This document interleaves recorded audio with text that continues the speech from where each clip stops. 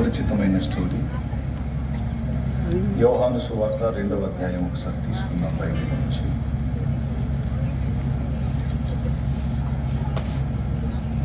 ఇక ప్రశాంతంగా ఎక్కడోళ్ళు అక్కడ కూర్చోండి.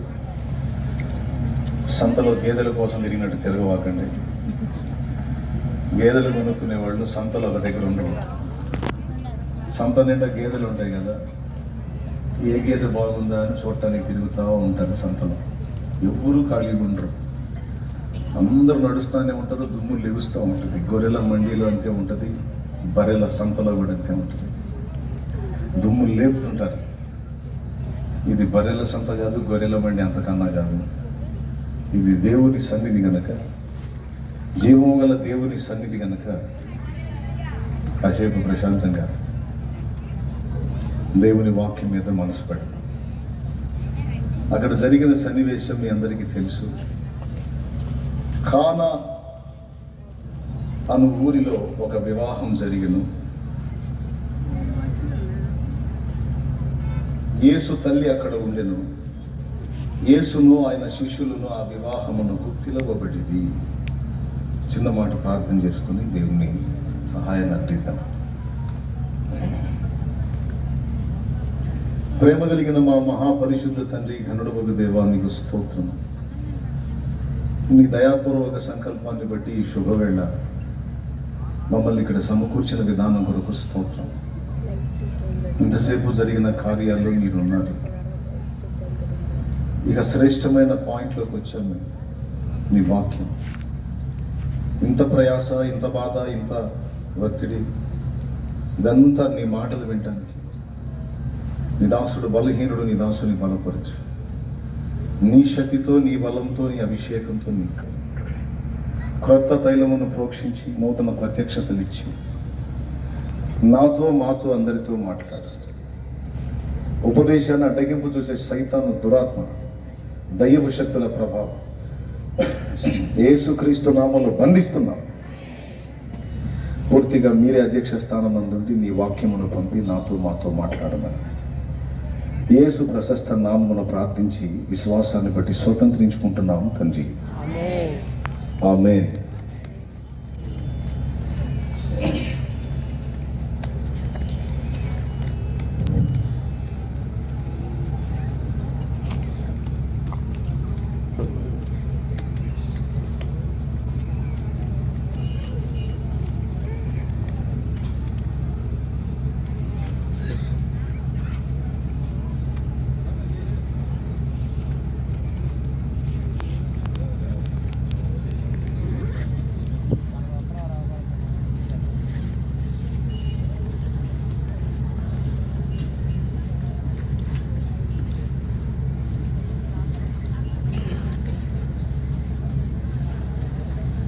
Praise the Lord. Hallelujah.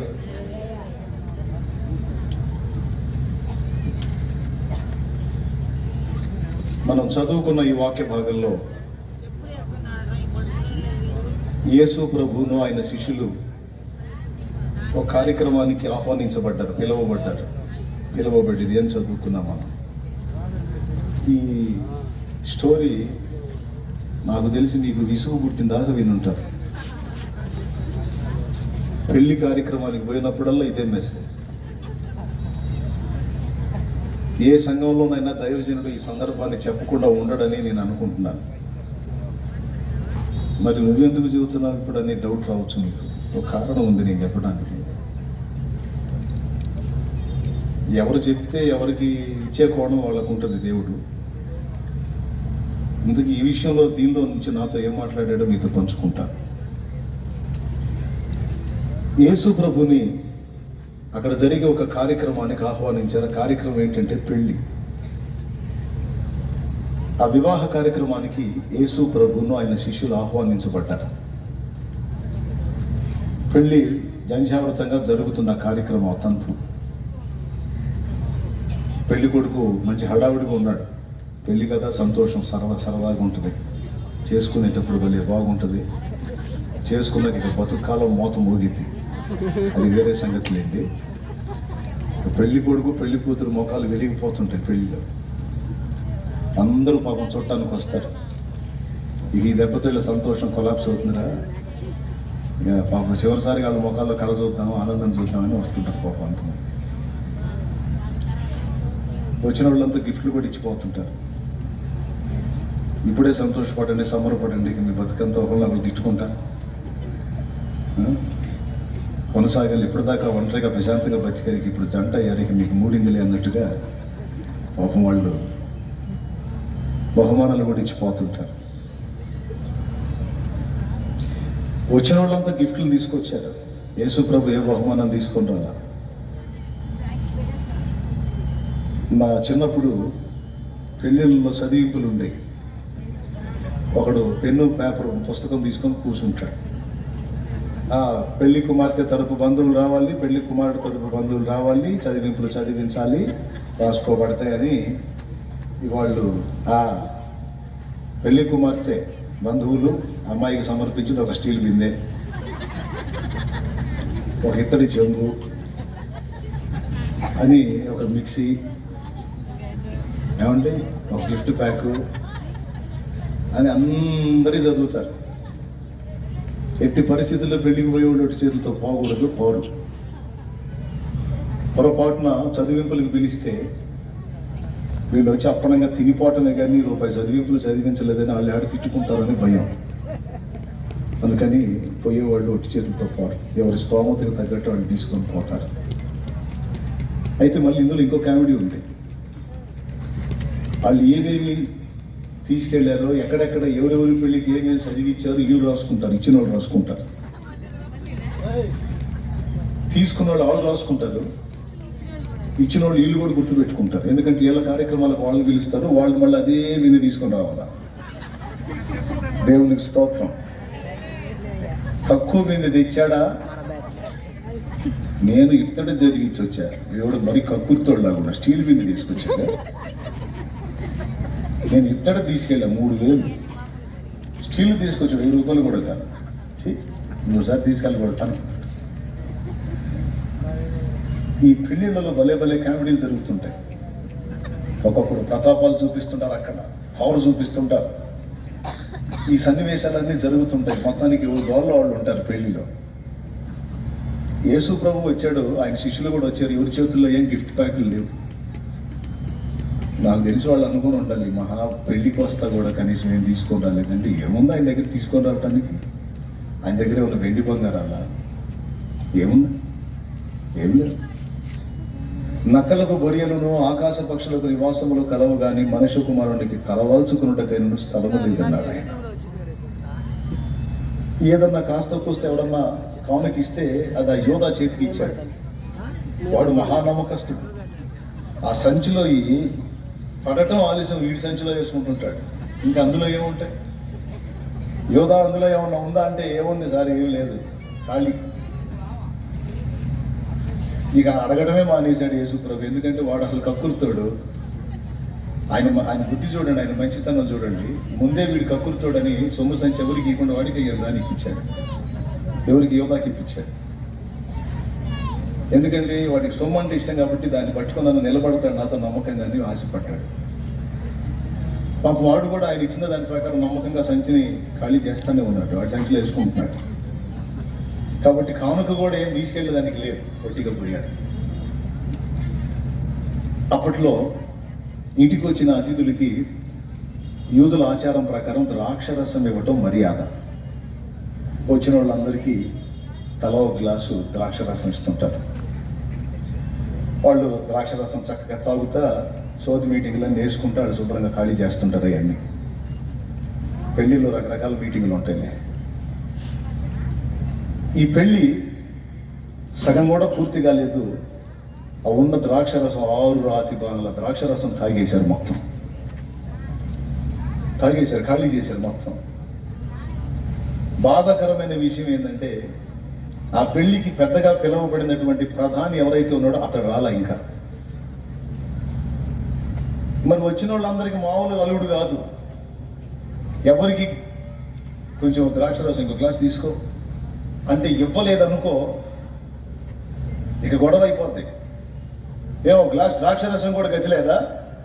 అంత మాత్రం గతి లేని వాళ్ళు మమ్మల్ని ఎందుకు పిలిచారు? అని లభిస్తారు. కాదు సార్, అది అసలు ఆయన రాలేదు, ఆయన కోసం ఉంచాడు. ఎవరైనా అంటే మేము పనికిరాం ఏదో మేము మా కాడికి మొనగాడు ఎవడో ఉన్నాడని చెప్పని మమ్మల్ని అవమానపరచడానికి మీరు ఈ పెళ్లికి పిలిచి వద్దు సార్, గొడవ వద్దు సార్, మా అయ్యగారికి తెలిస్తే గొడవ అవుతుంది సార్, నేను తెస్తా సార్ అని చెప్పి అట్లా తెచ్చా 6 బాణాలు తాగారు. దేవుని ఆ బాణలన్నీ వీళ్ళ బాణంలోకి వెళ్ళిపోయి దేవునికి స్తోత్రం కలుగునుగా. పాపం మరియమ్మ బంధువురాలు అనుకుంటాను, వాళ్ళకి మహాతల్లి చూస్తుంది, ఈ బాధలన్నీ చూస్తుంది. ఎవరికి తక్కువ చేసినా అలుగుతారు. ఇందాక నేను కానీ అందరినీ రిసీవ్ చేసుకున్నట్టు. సీత బాధలు సీత, పేత బాధలు పేత, సగం నీరసం ఆడే వచ్చింది నాకు. ఎందుకు వచ్చిందో మీకు అర్థమై ఉంటుంది. దేవునికి స్తోత్రం. ఏ ఒక్కరిని పట్టించుకోకపోయినా వాళ్ళ సోప వాళ్ళది, అది ఆడపడతాం మనం. దేవునికి స్తోత్రం. కాబట్టి అయ్యా నీకు గుసానక్కో అందరికీ మై హోనా అని ఎవరికి గుసావచ్చు, ఎవరికి చేయాల్సిన వాళ్ళకి చేసి పంపించాలి. మరి పెద్దలు కదా. అట్లాగే పెళ్ళిళ్ళు పాపం ఎవరు కోప్పడ్డా మీకు గడగడలాడుతూ ఉంటారు. మమ్మల్ని అవమానపరచడానికి పిలిచారా అని పాపం అట్లాగే మొత్తం ఖాళీ అయిపోయింది. మరియమ్మ చూసింది ఈ బాధలన్నీ. చూసి ఇప్పుడిప్పుడు వాళ్ళు ద్రాక్షరసం తయారు చేసుకొని రావాలంటే అది చిన్న విషయం కాదు. మళ్ళీ దానికి చాలా టైం తీసుకుంటుంది, అసలు సాధ్యపడదు. ఇప్పుడు ఆ పెళ్లిలో గొప్ప అవమానం జరగబోతుంది. శుభ అంటే వాళ్ళు పెళ్లి చేసుకుంటుంటే పెళ్లి ప్రధాని ఇంకా రాలేదు, గొప్ప అవమానం జరగబోతుంది అక్కడ. ఆ విందు ప్రధాని వచ్చినప్పుడు అతనికి ద్రాక్షరసంగా ఇవ్వకపోతే అతను అవమానం ఫీల్ అవుతాడు. అవమానం ఫీల్ అయితే ఎన్ని ఇబ్బందులైనా ఎదురు కావచ్చు, ఎన్ని విమర్శలైనా రావచ్చు. అందుకని కొంతమంది పెళ్ళని పెట్టుకున్నప్పుడు కొంత సొమ్ము అప్పు చేసి కూడా స్టాక్ పెట్టుకుంటారు, ఎందుకైనా మంచిదని. అలాగునా ద్రాక్షరసం పాపం అదనంగానే చేసుకున్నారు కానీ అయిపోయింది. ఇప్పుడు వాళ్ళు తొక్కిసలాడుతున్నారు, ఏం చేయాలి అయిపోయింది. ద్రాక్షరసం మొత్తం ఖాళీ చేసేసారు, అయిపోయింది, ఏం చేయాలి. మరియమ్మ మహాతల్లి చూసి ప్రభు దగ్గరికి వెళ్ళింది. అయ్యా ద్రాక్షరసం అయిపోయింది, నువ్వేమైనా చేయగలవా అంటే ఆయన అన్నాడు, అమ్మా నాతో నీకేమి, నా సమయం ఇంకా రాలేదు అన్నాడు. సమయం ఇంకా రాలేదు అనే మాట అన్నాడు అంటే మొత్తానికి ఆయన సమయంలో ఏదో ఒక అద్భుతం అయితే చేస్తాడు అని ఆమె గ్రహించింది. చాలా తెలివి కలిగింది ఆమె, మంచి వివేచన కలిగింది. మరి అంటే సామాన్యురాలు కాదు ఆమె, అందుకే ధన్యురాలు. ఇద్దరు పరివారిని పిలిచి, పరిచారకుని పిలిచి, అదిగో ఆయన చూడండి, ఆయన్నే గమనించండి, ఆయన ఎటుపోతే అటుపోండి, ఆయన ఏది చెప్తాడో అది చేయండి, ఎక్కువ చేయదు తక్కువ చేయదు, ఆయన మీతో చెప్పున్నది చేయుడి అంది. అలాగే తల్లి అని వాళ్ళు ఆయన గమనిస్తున్నారు. ఆయన కూడా వాళ్ళని చూశాడు. చూసి విందు ప్రధాని వచ్చే సమయం అయింది, ఆ కోలాహలం కనపడుతుంది. అది జరగకముందే వాళ్ళని పిలిచాడు, బయట రండి. వచ్చారు. అయ్యా చెప్పండి, ఆ ద్రాక్షరసం పోసారు ఇందాక ఆ బాణలో, రాతి బాణలో, ఆ బాణల నిండా నీళ్లు నింపండి అన్నాడు. వాటిలో నీళ్లు పోయింది అన్నాడు. సహజంగా ద్రాక్షరసం బాణంలో నీళ్లు పోయకూడదు, ఎందుకంటే అవి సపరేట్. కానీ వాళ్ళేమో అడ్డ ప్రశ్నలు వేయలే యేసు ప్రభుకి. అయ్యా అవి ద్రాక్షరసం బాణంలో నీళ్ల తొట్లు వేరుగా ఉంటాయ్యా అని ఆయనకి సలహాలు చెప్పలా లోతులాగా. నువ్వు ఆ పర్వతానికి పో, అక్కడ నేను కాపాడుతానని ప్రభు చెప్తే, అయ్యా ఈ ఊరు చిన్నది, దాని పేరు సోయరు, నేను అక్కడ బ్రతుకుతాను, నా నిమిత్తం ఆ ఊరిని బ్రతకని అన్నాడు. దేవుడేమో పర్వతానికి పో అన్నాడు, ఈయనేమో సోయరుకు పోతాను అన్నాడు. చివరికి సోయరుకు పోతే ఇక్కడ అందని దుర్లక్షణాలు అక్కడ అందినాయి కూతుళ్ళకి. ఆ తర్వాత మళ్ళీ పర్వతానికి పోక తప్పలేదు, ఆ పర్వతానికి పోయిన తర్వాత తన జీవితం మొత్తానికి సరిపోయినటువంటి పాపం లోతు వల్ల జరిగింది. కొన్నిసార్లు కొంతమంది మనుషులు ఎట్లాంటి ఆలోచన కలిగి ఉంటారంటే, దేవుడు ఏం చెప్తున్నాడో, దేవుని ఆలోచనలు ఏంటో, దేవుని నడిపింపు ఏంటో తెలుసుకోవడానికి ప్రయత్నం చేయరు. దేవుని నడిపింపులు తెలుసుకోవడానికి, వాటిని గ్రహించడానికి కనిపెట్టరు. మళ్ళా నాబోటోడి దగ్గరికి వచ్చి అనో దేవుడి చిత్తం ఏందో అడుగు అంటారు. సరే విశ్వాసులు మళ్ళీ అడగకపోతే ఏమన్నా ఫీల్ అవుతారని ప్రార్థనలో కనిపెట్టమ్మా ఈ విషయంలో ఇలా అంటున్నాడు దేవుడు అని చెబితే, అంటే అన్నా మేము నువ్వు చెప్పావు బాగానే ఉందిలే కానీ అట్ట కాదు కానీ ఇట్ట అనుకుంటున్నావని మళ్ళీ నాకు సలహా చెప్తారు. అంటే వాళ్ళు ఒకటి ఫిక్స్ అయిపోయి, వాళ్ళు ఒకటి నిర్ణయించుకొని దాన్నే జరిగిద్దామని అలా ఫిక్స్ అయినప్పుడు నాకు చెప్పడం ఎందుకు దేవుని చిత్తం అడగని. కొంతమంది వ్యవహారాలు ఎలా ఉంటాయంటే, దేవుని ఆలోచనలు అడుగుతారు, దేవుని తలంపులు అడుగుతారు, కానీ వీళ్ళ బుర్రకు తోచిందే చేస్తారు. అదేంటంటే దేవుడికి అడ్డ సమాధానాలు చెప్తుంటారు. లైఫ్లో ఎప్పుడు కూడా చెయ్యొద్దు ఆ పొరపాటు. నువ్వు దేవుని చిత్తం అడిగి ఒక పని మొదలు పెట్టావా, దానికి ఎన్ని పెను తుఫాన్లు ఎదురొచ్చినా నువ్వు వెనక్కి తగ్గొద్దు.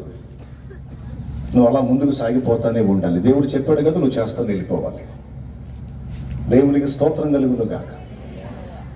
దేవుడు నీతో మాట్లాడింది స్పష్టమని 1, 2, 3, 4 సార్లు 4 రకాలుగా నిరూపణ చేసుకో.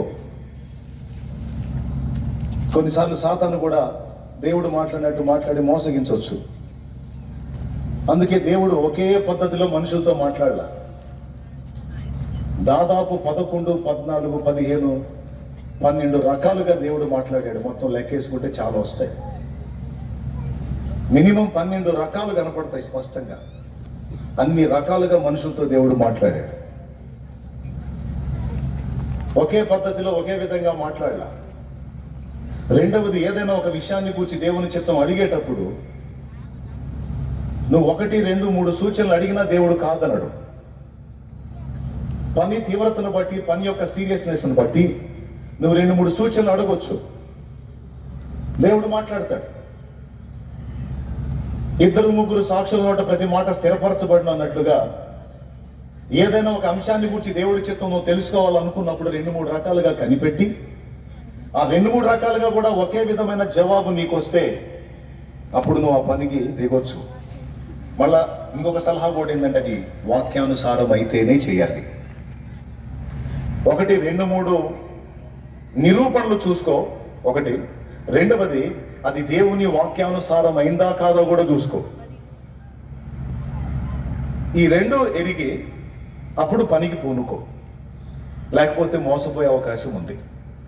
అలాగున దేవుడు నీకు స్పష్టమైన నిరూపణలు 2 లేక 3 చూపించి లేఖనానుసారంగా నీతో మాట్లాడి నిన్ను దేవుడు ప్రోత్సహిస్తే దానికి 1,000,000 మంది అడ్డు చెప్పినా లెక్క చేయొద్దు. మనుషులు 1,000,000 మంది అడ్డు చెప్పినా లెక్క చేయొద్దు. అది దేవుని బిడ్డకి, దైవ సేవకుడికైనా, విశ్వాసులకైనా, పరిచారం ఎవరికైనా సరే ఉండాల్సిన తీర్మానం అది. ఆయన ఏం చెప్పాడో అది చేయటానికి పూర్తిగా విధేయత చూపి లోబడే మనసు ఉంటేనే నువ్వు ఆయన టచ్ చేయి. కానీ ఆయన అడిగి మళ్ళా అడ్డు చెప్పకూడదు. అలా అడ్డు చెప్పి దెబ్బతిన్న వాళ్ళు చాలా మంది ఉంటారు పరిశుద్ధ గ్రంథంలో. దేవునికి అడ్డు చెప్పకూడదు. ప్రభు దగ్గర కనిపెట్టావా, నీతో మాట్లాడా, ఆయన నీతో చెప్పినది చెయ్యి. దానికి ఎక్కువ చేయొద్దు, తక్కువ చేయొద్దు. ఒకటే గుర్తుపెట్టుకో, 10 మంది 10 రకాల మాటలు మాట్లాడతారు మనుషులు కదా. పొరపాటును కూడా వాళ్ళ మాటలు లక్ష్య పెట్టొద్దు. నువ్వు మనుషుల మాటలు తలా ఒక మాట విన్నావంటే నీ తల తిరిగి ఎందుకు కొరగాకుండా అయిపోతాం.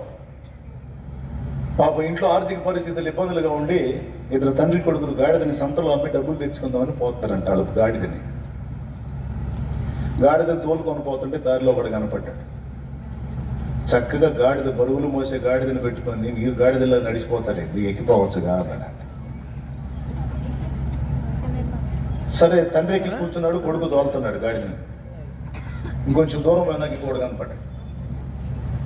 పెద్దోడిని చూసి అంటున్నాడు తండ్రిని చూసి, పెద్దోడివి గాడిదలో ఉన్న సిగ్గులేదు నీకు, చిన్నోడు చేత తోలిస్తా, నువ్వు కూర్చున్నావే అన్నాడు.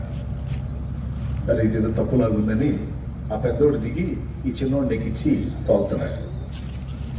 ఇంకొంచెం దూరం వెనక్కి ఇంకొకడు వచ్చాడు. ఉచిత సలహాలు చెప్పేవాళ్ళు ఉంటారు. ఇంకొకడు వచ్చి, కుర్రోడికి సిగ్గులేదు, పెద్దోడి చేత తోలిస్తే కుర్రోడి నడవాల్సిన వాడు నువ్వు ఎక్కి కూర్చున్నావా? మా నాన్న ఎక్కితే ఆ మాట అన్నారు, నేను ఎక్కితే ఈ మాట అన్నారు, ఖాళీగా తోలితే ఇంకొక మాట అన్నారని ఓ పని చేద్దామని ఇద్దరు ఎక్కారు. ఇంకొకటి ఎదురుపడ్డాడు. వాడు అన్నాడు, అది ఎంత నోరు లేని పశువు అయితే మాత్రం అంత జాలి దయ లేకుండా ఉంటారా మీరు? అది ఎంత మాట్లాడలేని అయితే మాత్రం మీకేం మానవత్వం లేదా? అంతగా దున్నపోతలాగా ఉన్నారు. ఇద్దరు ఎక్కారు. పాప అది ఎడమోసింది అన్నాడు ఇంకొకడు. అరే ఖాళీగా తోలితేనేమో ఒక మాట అన్నారు, ఒకటెక్కితే ఒక మాట అన్నారు, ఇంకొకటి ఎక్కితే ఇంకొక మాట అన్నారు, ఇద్దరు ఎక్కితే ఒక మాట అన్నారు. ఇప్పుడు ఏం చేయాలా అని దాన్ని అడబెట్టి కూర్చున్నారు. వాళ్ళకు ఒక ఐడియా వచ్చింది.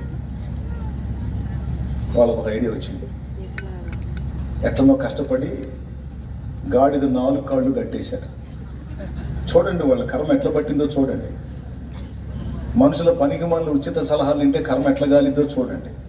4 కాళ్ళు కట్టేసి ఒక కర్ర కొనుక్కొచ్చి ఆ 4 కాళ్ళు గాడిదను తిరగేశారు. ఈ కర్రని ఆ 4 కాళ్ళ మధ్యలో పెట్టేశారు. నేను చెబుతాను తీసి, ఇక దాన్ని నీళ్లు మోసుకుంటూ పోతున్నారు. దాన్ని నీళ్లు మోసుకుంటా ఎవరు మోయాలి? గాడిద మనల్ని మోయాలి. మనుషుల సలహాలు ఎట్లా చేసినాయి అంటే గాడిద నీళ్లు మోసేటట్టు తయారైంది. చివరికి ఒక కాలువ దాటుతా అది అటు ఇటు బేసుకేసరికి అది అందులో పడింది. కాబట్టి ఉచిత సలహాలు, దారిని పోయే వాళ్ళ మాటలు వింటే గాడిద సంతకు చేరదన్న సామెత పుట్టింది. కొంతమంది సలహాలు అలా ఉంటాయి. తలా ఒక సలహా, తలా ఒక మాట మాట్లాడుతూ ఉంటారు. నువ్వు తెలుసుకోవాల్సింది, నువ్వు నడుచుకోవాల్సింది, నువ్వు కనిపెట్టాల్సింది, నువ్వు ఫాలో అవ్వాల్సింది దేవుని మాట. మొదట దేవుడు నీతో ఏం చెప్తున్నాడో అది కానీ నువ్వు చేస్తా ముందుకు సాగిపోతే, నేను చెప్తున్నాను, 1,000,000 స్వరాలు ఏకమై వద్దు కాదు వద్దు కాదు అన్నా నా దేవుడు చెప్పాడని నువ్వు ముందుకు సాగిపోతే చివరికి నువ్వే గెలుస్తావు. ఆ 1,000,000 స్వరాలు మౌనం అయిపోతాయి, అవన్నీ తల దించుకుంటాయి. కొన్నిసార్లు దైవ చిత్తం మనం చేసేటప్పుడు కొన్ని పెను తుఫాన్లు ఎదురవుతాయి. మనకు అనిపించింది వాళ్ళ సలహానే నిజమేనేమో, వాళ్ళ ఆలోచనే తీసుకోవాల్సి ఉండేనేమో అని అనిపిస్తుంది. అట్లా శోధించబడద్దు. దైవ చిత్త ప్రకారం నువ్వు వెళ్ళినప్పుడు పూలబాట అని చెప్పలేదు లేఖనంలో. పెను తుఫాన్లు ఉంటాయి. దైవ చిత్తంలో నువ్వు నడుస్తున్నప్పుడు, దేవుడిచ్చిన ఆలోచనల ప్రకారం నువ్వు బ్రతుకుతూ ముందుకు సాగుతున్నప్పుడు కొన్ని పెను తుఫాన్లు ఉంటాయి. అసలు నువ్వు ఆయన చిత్తంలో ఉంటావా ఉండవా టెస్ట్ చేయడానికి కూడా కొన్ని శోధనలు నీకు అనుమతించవచ్చు. యోసేపు చెప్పిన మాట నెరవేరు వరకు యెహోవా వాక్కు అతన్ని పరిశోధించుచుండెను అని రాయబడి ఉంది కీర్తనలో.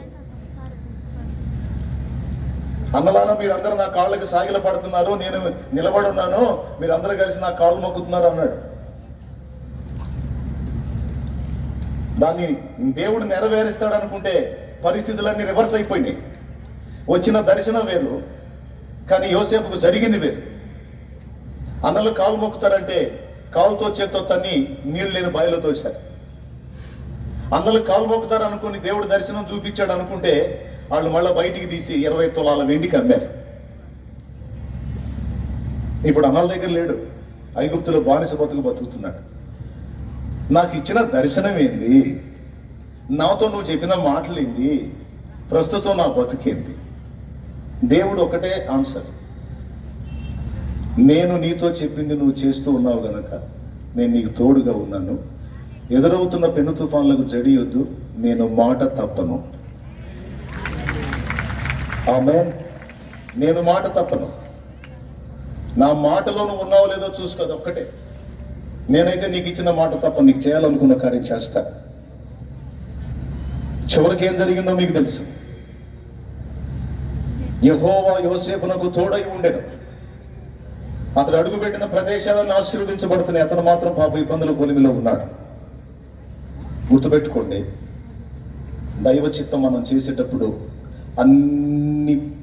పూలబాట్లాగా ఉండవు, కొన్నిసార్లు పెను తుఫాన్లు కూడా ఉంటాయి.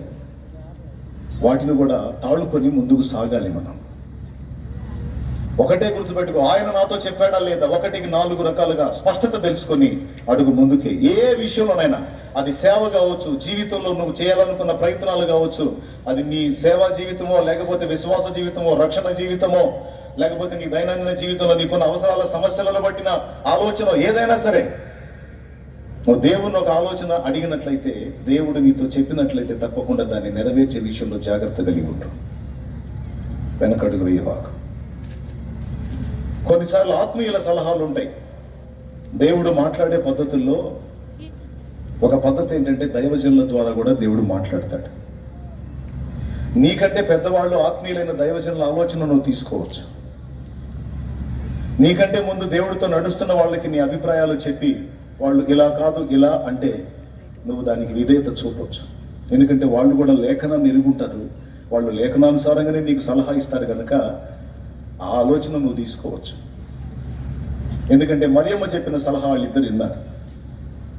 ఆయన మీతో చెప్పినది చెయ్యండి అని ఆమె చెప్పింది కదా, ఏమో మాట మనం ఎందుకు వినాలే అనుకోలా, విన్నారు. యేసు ప్రభు అన్నాడు, వెళ్ళి ఆ బాణాల నిండా నీళ్లు పోయిండారు, తెచ్చి నీళ్లు అంచుల మట్టుకు నింపిరి అని రాస్తుంది. సరే, బాగుంది, నింపారు. తర్వాత విందు ప్రధాని వచ్చేసాడు. కోలాహలం అంతా, హడావుడి అంతా, గందరగోళం అంతా కనపడుతుంది. ఆర్భాటంగా వచ్చాడు, మంది మార్బలాన్ని తీసుకొని. యేసు ప్రభు అన్నాడు, పాత్రను అందులో ముంచి నేరుగా తీసుకెళ్లి విందు ప్రధానికి ఇవ్వండి అన్నాడు. నేరుగా తీసుకెళ్లి విందు ప్రధానికి ఇవ్వండి అంటే నీళ్ళు ఎట్ట తీసుకెళ్ళి ఇస్తారు, మర్యాద కాదు కదా. కానీ వాళ్ళు అడ్డు చెప్పలా. ఆయన మీతో చెప్పినది చేయుడి అన్న మాటను పట్టేసుకున్నారు. నీళ్లు నింపండి అంటే అంచుల మట్టుకు నింపారు. తీసుకెళ్లి పాత్రతో తీసుకెళ్లి విందు ప్రధానికి ఇవ్వండి అని ప్రభు మాట్లాడితే అడ్డు చెప్పకుండా ఆయన మాట చొప్పున వాళ్ళు చేశారు. దేవునికి స్తోత్రం కలుగును గాక. హల్లెలూయా. 3 సంగతులు జరిగినాయి అక్కడ. మొట్టమొదటిది, ఆయన అక్కడికి ఆహ్వానించబడ్డాడు. రెండవది, ఆయన చెప్పిన మాటని వాళ్ళు గమనించసాగారు. మూడవది, ఆయన చెప్పినది ఏదైనా చేయాలి, ఎందుకంటే ఆయన సామాన్యుడు కాదు, ఆయన అసమాన్యుడు, అసమాన ధీరుడు. ఆయన సామాన్యుడు కాదు, ఆయన తేలిక అంచనా వేయకూడదని విశ్వసించారు. ఆ విశ్వాసాన్ని బట్టి ఆ పాత్ర, నీళ్ళలో ముంచిన పాత్ర తీసుకెళ్ళి ఆ విందు ప్రధానికి ఇస్తే, ఈ చేతుల్లోంచి ఆ పాత్ర ఆ చేతిలోకి వెళ్ళేసరికి అది మధురమైన ద్రాక్ష రసంగా మారిపోయింది. మరి మాట చెప్పిన వాడెవరు? యేసు ప్రభు. యేసు ప్రభు చెప్పిన మాట చొప్పున మనం కానీ అడుగులు వేయటం మొదలు పెడితే, కొంచెం చూసే వాళ్ళకి అవి పిచ్చితనంగా ఉండొచ్చు, చేసే నీ కూడా కొంచెం ఆశ్చర్యం కలగొచ్చు. ఇదేంటి ప్రభు నా చేత ఇట్లాంటి పనులు చేపిస్తున్నాడని నీకు అనిపించవచ్చు. కానీ ఆయన నీకు చెప్పాడా? అది రూఢియేనా? అట్లయితే చెయ్యి. అది పిచ్చి పనుల్లాగా అనిపించినా చెయ్యి. కొడుకుని తీసుకొచ్చి మొరియా దేశం ఉన్న పర్వతం మీద బలిగా అర్పించంటే అది చూసే వాళ్ళకి ఎట్లా ఉంటుంది? కానీ విశ్వాస సంబంధమైనటువంటి వ్యక్తి కనుక అబ్రహాం ఆ పని చేసి ఆకాశ నక్షత్రములంత విస్తారమైన సంతానానికి తండ్రి అయ్యాడు. ఈ సంగతి ఎవరికైనా చెప్పాడు అనుకో, మా అబ్బాయిని బలియమంటాడు దేవుడు అన్నాడు అనుకో, అందరూ అబ్రహాంకి ఎట్లా చూస్తారు? విశ్వాసాన్ని బట్టి కొన్నిసార్లు మనం చేసే పనులు చూసే వాళ్ళకి ఆశ్చర్యంగానో హాస్యాస్పదంగానో అనిపించవచ్చు, చేసే మనకు కూడా పిచ్చి పనులాగా అనిపించవచ్చు. అయినా లక్ష్య పెట్టద్దు. చెప్పింది దేవుడు. 2006వ సంవత్సరంలో నా పరిచర్యకు నువ్వు రావాలని దేవుడు నన్ను పిలిచినప్పుడు నేను రావటానికి ఇష్టపడలేదు. ఎందుకంటే భయం. రెండవది, నాకంత సీన్ లేదని నా ఫీలింగ్. సేవ చేయాలి, ఒక సేవకుడు సేవ చేయాలంటే వానికి చాలా క్యారెక్టర్ కావాలి, సాక్ష్యాన్ని నిలుపుకోవాలి, మంచి భక్తి సాధకుడై ఉండాలి. ఎదుటి వాళ్ళకి మంచి మాదిరిని ఇచ్చేవాడై ఉండాలి. అంతేకాదు సత్యమును సంపూర్ణంగా వాళ్ళకి గ్రహింపు కలిగించి వాళ్ళని సిద్ధపరిచి యేసు ప్రభు రెండవ రాకడలో ఎత్తబడే విధంగా వాళ్ళని ఆయత్తపరచాలి దైవజనుడు. పెద్ద రిస్క్ అది. ఒక కుటుంబంలో ఉన్న నలుగురే ఒకళ్ళంటే ఒకళ్ళకి పడదు. అట్లాంటిది 10 తలల్ని 15, 20, 30, 50, 100 తలల్ని సమకూర్చి ఒక కుటుంబం లాగా కట్టి నడపాలంటే తల ప్రాణం తోక్కొచ్చిద్దని నాకు తెలుసు. ముఖ్యంగా అంత సాక్ష్యం నిలుపుకోగలనా నేను, నా వల్ల ఇద్దా ఒక భయం. రెండవది, తట్టడి అప్పుల్లో ఉన్నాను నేను. ఇన్ని అప్పుల్లో ఉండి సేవ అంటే చూసేవాడు నవ్వుతాడు, బతకలేక బడిపంతులను ఇట్లా తయారయ్యాడని. మూడవది, సేవకుడు అనే వాడికి విమర్శలు ఎక్కువ. నన్ను ఎవడన్నా విమర్శిస్తే అస్సలు నచ్చదు నాకు. నేను ఒక మాట అన్నా, ఒకడు ఎవడన్నా నన్ను మాట అంటే గిలగలు నన్ను చెప్తాను. నేను అంత సెన్సిటివ్. నేను మాట పడటం ఇష్టం ఉండదు నాకు. అందులో సేవకు వస్తే విశ్వాసులు తెచ్చే కానుక డిపెండ్ అవ్వాల్సి ఉంటుంది. అంటే ఎవరో ఇచ్చేదాన్ని ఎదురు చూడాల్సి ఉంటుంది. నాకు ఇష్టం లేదు. మనం కష్టపడాలి, సంపాదించాలి, తినాలి, మనం నలుగురికి పెట్టాలి, అంతేగాని ఎవడో ఇచ్చేదాన్ని మనం ఎదురు చూడటం ఏంటి అని ఫీలింగ్.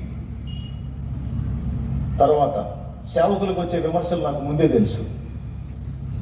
చక్కగా తెల్లటి బట్టలు వేసుకొని తిరుగుతున్నారు అనుకో, వాళ్ళకి ఏమండి వండని కూడు వడగని గుడ్డ అని.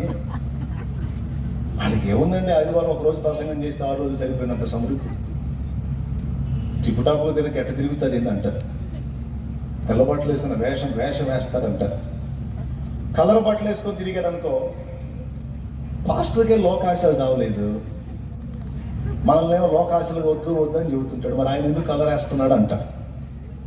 అందుకని కొంతమంది సేవకులు బ్లాక్ అండ్ వైట్ వేసుకుంటారు. దేవునికి స్తోత్రం. హల్లెలూయా. గంటన్నర ప్రసంగం చేశాడు అనుకో, గాలి తోలేనట్టనే ఆ ప్రసంగం ఎప్పుడైపోయిందో కూడా అర్థం కదా. ఆ తోలే గాలి ఆగదు, ఈ ప్రసంగం ఆగదు అంటారు. అరగంటలో ప్రసంగం ఆపేశాడు అనుకో, ఏందమ్మా అయిపోయిందా, మరి ఆయనకు వచ్చింది అంతే అంటారు. గంటన్నర చెబితే ఒక మాట, అరగంట చెబితే ఇంకొక మాట. సైకిలో కాలు నడుకనో తిరుగుతున్నాడు అనుకో, పాస్టర్ గారు పాపం బ్యాగ్ సంఖ్యలో పెట్టుకొని. ఇవన్నీ సేవకు రాకముందే తెలుసు నాకు. ఎక్కడెక్కడ వాళ్ళని దేవుడు దీవిస్తున్నాడు, ఆయన సంఘానికి వచ్చే విశ్వాసాన్ని కూడా దీవిస్తున్నాడు. పాస్టర్ ఏంది ఇప్పుడు దరిద్రంతో ఉంటాడు ఏంది అంటే ఏమండి. ఇంకొక ఉంటుంది, మంచోడైతే ఎందుకు దీవించలే. మంచోడైతే ఎందుకు దీవించలే, ఇట్లా దీవించబడట్లేదంటే ఏదో తేడాలు ఉంటాయి, మనకు తెలియని ఉంటాయి.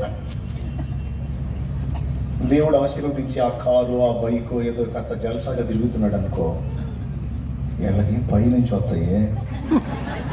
మన ఫోటోకి చూపించుకొని పైనుంచి తెచ్చుకుంటారు. ఒరే నాయన, కాలినడకని తిరిగితేనేమో ఆడు మంచోడు కాదు, అందుకే దరిద్రం వెంటాడుతుందంటే. కారులో తిరిగితేనే వీళ్ళకి పైనుంచి వస్తాయి, ఎక్కడి నుంచో వస్తాయి అని చెప్పి చెబుతుంటారు. ప్రభునందు సంతోషించండి, మరలా చెప్పుదున్న సంతోషించండి అని వాక్యంలో ఉంది కదా అని దైవజనుడు ఉన్నా లేకపోయినా, తినపోయినా నవ్వుతా సంతోషంగా తిరుగుతాడు. వీళ్ళు అంటారు, పాస్టర్ గారికి ఏంది సిలువ భారం ఉండదు, ఎప్పుడు గిలిచుకుంటూ తిరుగుతాడు ఏందంట, ఎప్పుడు గిలిచుకుంటూ తిరుగుతాడు, భారం ఉండదు పాడు అంట. ఇట్లా అన్నారు కదా అని ఎప్పుడు విషన్న వదనంతో విషాదభరితమైన మొహం పెట్టుకొని దీనంగా తిరుగుతున్నాడు అనుకో, ఆమె పాస్టర్ గారు మాకు ఎప్పుడు పుట్టిడు ఏడుకుంటుంది. అసలు పాస్టర్ గారు ఎంత సంతోషం ఉండాలి, నా మొహం ఏంది ఆ ఏడు. నేను రానమ్మా అట్టంటో నా నెత్తిని చేపెట్టిన దరిద్రమే. అరే నవ్వితేనేమో ఇగిలెత్తనాడు అంటివి, ఏడుస్తేనేమో ఏడుపు కొట్టాడు అంటివి. ఏం చేయాలి, ఇక ఏడుతా నవ్వుతా ఉన్నాను. మామూలు బాధలు కాదు కదా. అందుకని ఇవన్నీ నాకు ముందే తెలుసు. అందుకే సేవ చేయడానికి రారా అని దేవుడు పిలుస్తుంటే ఒక పట్టణం లొంగల మొరాయించాను. కొన్ని నెలలు తప్పించుకొని తిరిగా, కానీ నా దేవుడు ఆయన స్టైల్లో ఆయన వచ్చాడు. మనకి సమాధానంగా సావధానంగా చెప్తే విననప్పుడు ఆయన ఒక స్టైల్ ఉంటుంది, ఆ స్టైల్లో వస్తాడు. అప్పుడు తిరిగి దిమ్మ తిరిగి అప్పుడు వస్తాం బొమ్మ కనపడి లైన్లోకి. దేవునికి స్తోత్రం కలిగిందిగా. అట్లా నా కూడా కనపడింది వచ్చా. వచ్చిన తర్వాత సేవకని పిలిచావు, నా పరిస్థితి ఎలా ఉంది, నా బాధలు ఎలా ఉన్నాయి, నా సమస్యలు ఎలా ఉన్నాయి, నేను బలహీనుడిని, చెంచలుడిని, అస్థిరుడిని, స్థిరం లేనుడిని, అసలు నేను ఎదుటోళ్ళకి మాదిరేంది ప్రభా, నాకే నిలకడ ఉండదు. అయితే నేను ఎదుటోళ్ళకి మాదిరేంది తండ్రి, నా వల్ల ఎక్కడైంది? ఆయన అంటాడు, పిలిచిన నేను నిన్ను బలపరుస్తాను, నిన్ను స్థిరపరుస్తాను, నిన్ను వాడుకుంటాను, నా మాట చొప్పున చెయ్యి అన్నాడు. ఇప్పుడు సేవలోనికి వచ్చిన తర్వాత ఎన్నో అనుభవాలు గుండా ఈ మజిలీకి వచ్చాను, ప్రయాణం చేశాను. ఒకవేళ నేను ముందు చెప్పిన వాటికి భయపడి దేవుని చిత్తానికి విధేయత చూపకపోయినట్టయితే నా లైఫ్లో నేను చాలా బెస్ట్ కోల్పోయేవాడిని. నిజంగా నిజంగా నిజంగా.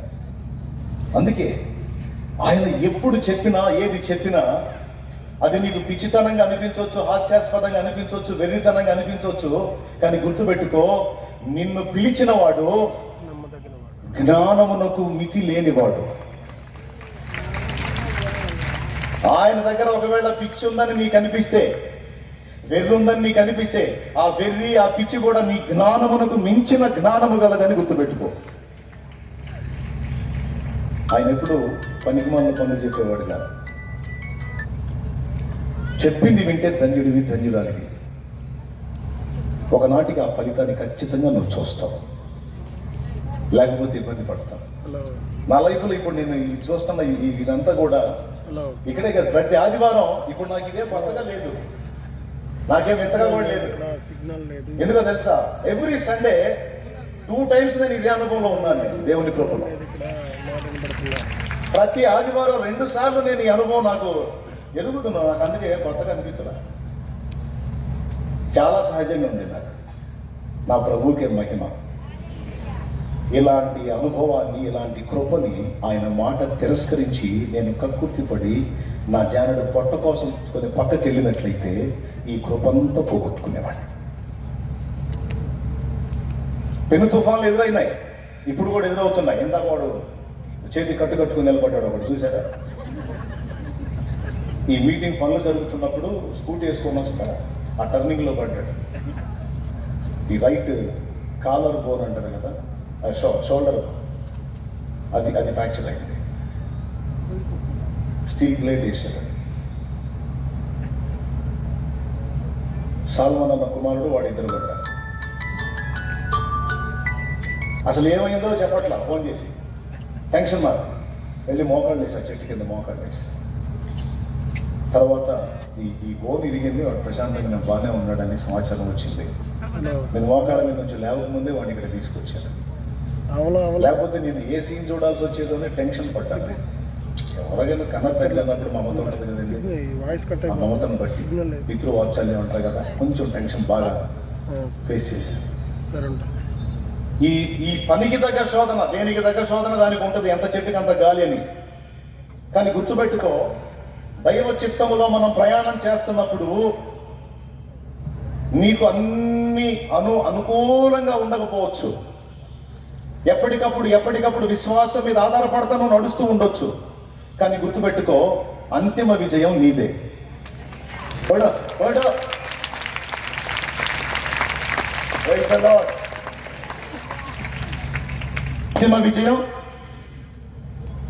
అంతిమ విజయం నీదే.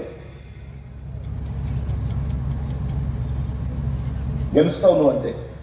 ఎందుకంటే నువ్వు దైవ చిత్తంలో నిలిచున్నావు. నువ్వు అది నీ ప్లస్ ఏంటంటే, నీకు పిచ్చితనంగా అనిపించినా సరే దైవ చిత్తం చేయాలని ఫిక్స్ అయ్యావు. అర్థం పర్థం లేని పనులు అనిపించినా సరే అవి చేయడానికి ఇష్టపడ్డావు. ప్రార్థన సేవ చేయి అని దేవుడు నీకు అవకాశం ఇస్తే నువ్వు రోజు ప్రార్థన సేవ చేస్తూ ఉంటావు. నీకే అర్థం కాదు, ఏందో ఇది ఒక సేవ నేను చేస్తున్నాను, రోజు మొత్తుకుంటాను, అసలు ఆయన దగ్గరకు పోతున్నాయో లేదో, ఏం జరుగుతుందో ఏమో. నీకు తెలుసా దేవుని దగ్గరికి చేరిందో లేదో, నా సేవకి ప్రతిఫలం ఉందో లేదో, జవాబు ఉందో లేదో అని నువ్వు అనుకుంటున్నావు కదా. నువ్వు ప్రతిరోజు చేసే విజ్ఞాపనలన్నీ ఆయన దగ్గరికి చేరుతున్నాయి. దేవుడు చెప్పాడు, నువ్వు చేస్తున్నావు. నీతో మాట్లాడాడు, నువ్వు చేస్తున్నావు. ఖచ్చితంగా 100% దానికి రిజల్ట్ ఉంది.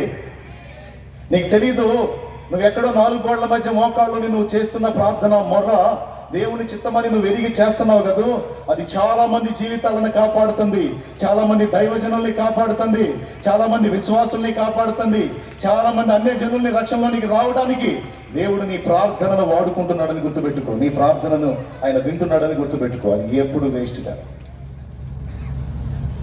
కొంతమందికి ఈ దేవుని కార్యక్రమాలు చేసేటప్పుడు ఇలాంటి నిరాశ నిస్పృహలు వస్తాయి. అది ఏదైనా పెను తుఫాన్లతో కూడిందైనా నువ్వు చేస్తున్న దైవ చిత్తం అన్నప్పుడు ఇక దాని గురించి నువ్వు ఆలోచించాల్సిన అవసరం లేదు.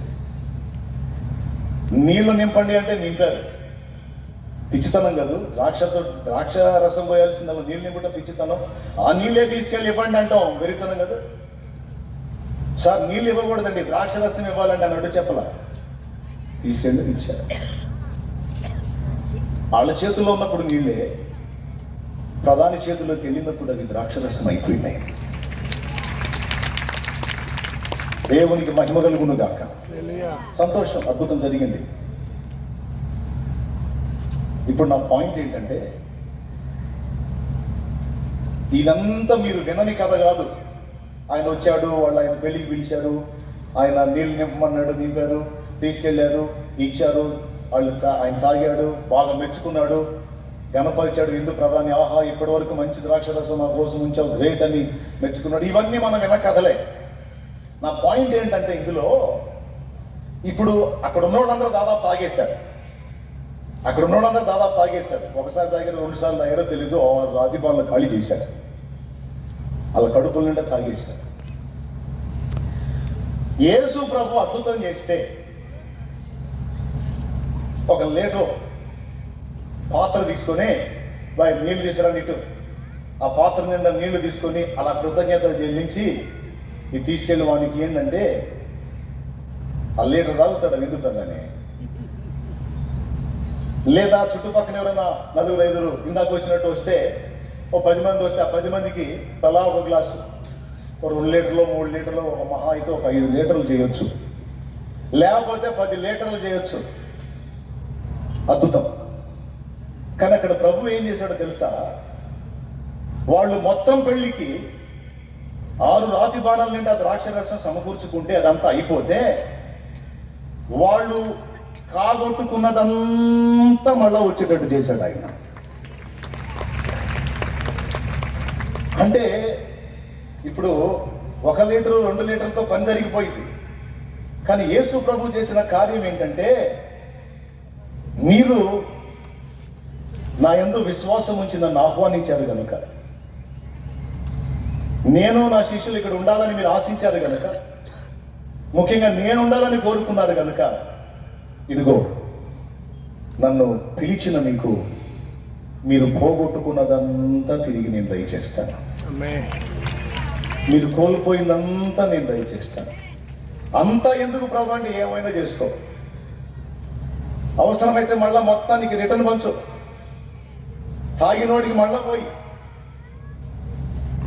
నేను 2 మేలు కలుగజేస్తాను, నేను 2 కలుగజేస్తాను అన్నాడు ఆయన. నాకు అది ఆశ్చర్యం అనిపించింది.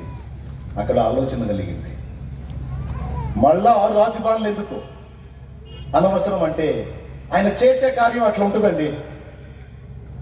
ఆయన మాట వింటే, ఆయన మాట చొప్పున చేస్తే, ఆయన్ని మన బ్రతుకుల్లోకి ఆహ్వానిస్తే, ఆయనకు విధేయత చూపడానికి మనం ఫిక్స్ అయిపోతే, ఆయన ఇస్తున్న మాట ఏమిటో తెలుసా? కోల్పోయింది అనుకున్నది ఏదైనా సరే నీకు 2 తిరిగి లభించింది. కొడితే గట్టి కొట్టలే సర్దుతారే కదా. ఇప్పుడు మళ్ళా ఫుల్ అయినాయి. ఇప్పుడు ఏమంటారు, ఇక పెళ్లికి వచ్చిన వాళ్ళు మళ్ళా తల ఒక గ్లాస్ వస్తుందని ద్రాక్ష రసం, అబ్బో నువ్వు మామూలు సౌండ్ కాదే, అసలు ఇప్పుడు మళ్ళా ద్రాక్ష రసం పంచుతున్నావు, నువ్వు సామాన్యం కాదే అని ఇక ఎన్ని రకాలుగా భజన చేస్తారో మీరే ఊహించండి. అంతసేపు తర్జన భర్జన పడి తొక్కిసలాడిన వాళ్ళ అనుభవం ఒక చిన్న చర్యతో ఘనతగా మారిపోయింది. లేకపోతే ఆ రోజు గొప్ప అవమానం జరగాలి వాళ్ళకి, కానీ గొప్ప ఘనతగా అక్కడ కారణమైంది. ఏంటంటే యేసు రాక. వాళ్ళ జీవితంలో వాళ్ళు చేసిన పని ఏంటంటే, ఆ పెళ్లిలో వాళ్ళందరినీ పిలిచారు, యేసు ప్రభుని కూడా పిలిచారు. చూడు, అది వాళ్ళు చేసినటువంటి గొప్ప పని. యేసయ్య నీ దగ్గరకు వచ్చేటప్పుడు గిఫ్ట్లు చేత పట్టుకొని రాడు. ఎందుకంటే ఆయనే బహుమానాల మూట. ఒక పాట పాడాలనిపిస్తుంది. సర్వకృపానిధివే సంపదల గనివే, సర్వకృపానిధివే సంపదల గనివే, సకలము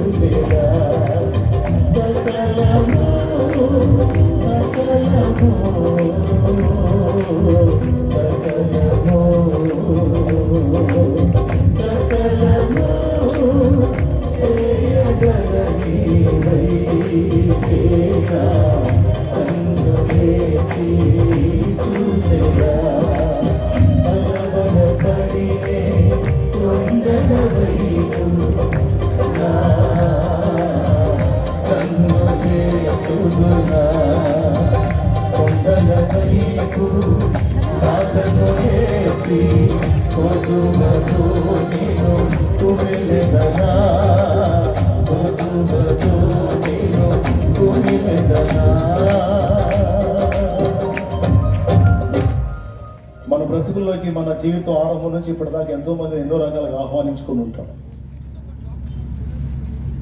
ఎంతో మందిని ఆరాధించాం, ఆహ్వానించాం, కానీ ఏ మేలు లేదు. ఆత్మకి మేలు లేదు, శరీరానికి మేలు లేదు, మనసుకి శాంతి లేదు. చేసి చేసి చేసి చేసి అతాలు అణిగిపోయినాయి, అయిపోయినాయి. కానీ మన లైఫ్లో మనం చేసిన అద్భుతమైనటువంటి కార్యం ఏంటంటే, యేసు ప్రభుని మన బ్రతుకుల్లోకి ఆహ్వానించటం. యేసు ప్రభు చేతుల్లో బహుమానాలు పట్టుకొని రాడు.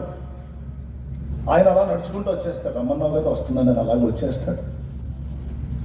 ఎందుకంటే ఆయనే ఒక సంపదల గని. ఆయన ఎంటర్ అయితే చాలు, ఆయన మనతో ఉంటే చాలు, ఆయన మన బ్రతుకు దోణిలో ఉంటే చాలు, ఆయన మన జీవితంలో ఉంటే చాలు. లేనివి మనం స్వతంత్రించుకోగలుగుతాం. మనం కోల్పోయిన వాటిని కూడా రెండింతలుగా తిరిగి పొందగలుగుతాం. తిరుగులేదు. ఏమేం పొందగలుగుతాం? భౌతికంగా చెప్పొచ్చు, ఆధ్యాత్మికంగా చెప్పొచ్చు.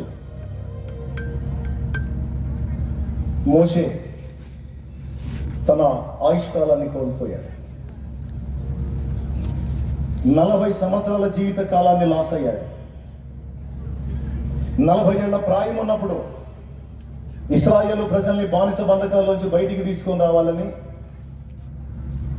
పాపం ప్రయత్నపడ్డాడు. కానీ 40 ఏళ్ల ప్రాయంలో ట్రై చేస్తే బెడిసికొట్టింది. అక్కడి నుంచి పరారవ్వాల్సి వచ్చింది. పారిపోయి 40 సంవత్సరాలు మిథ్యాను ప్రాంతంలో గొర్రెలు కాసుకొని బతకాల్సి వచ్చింది మోషే.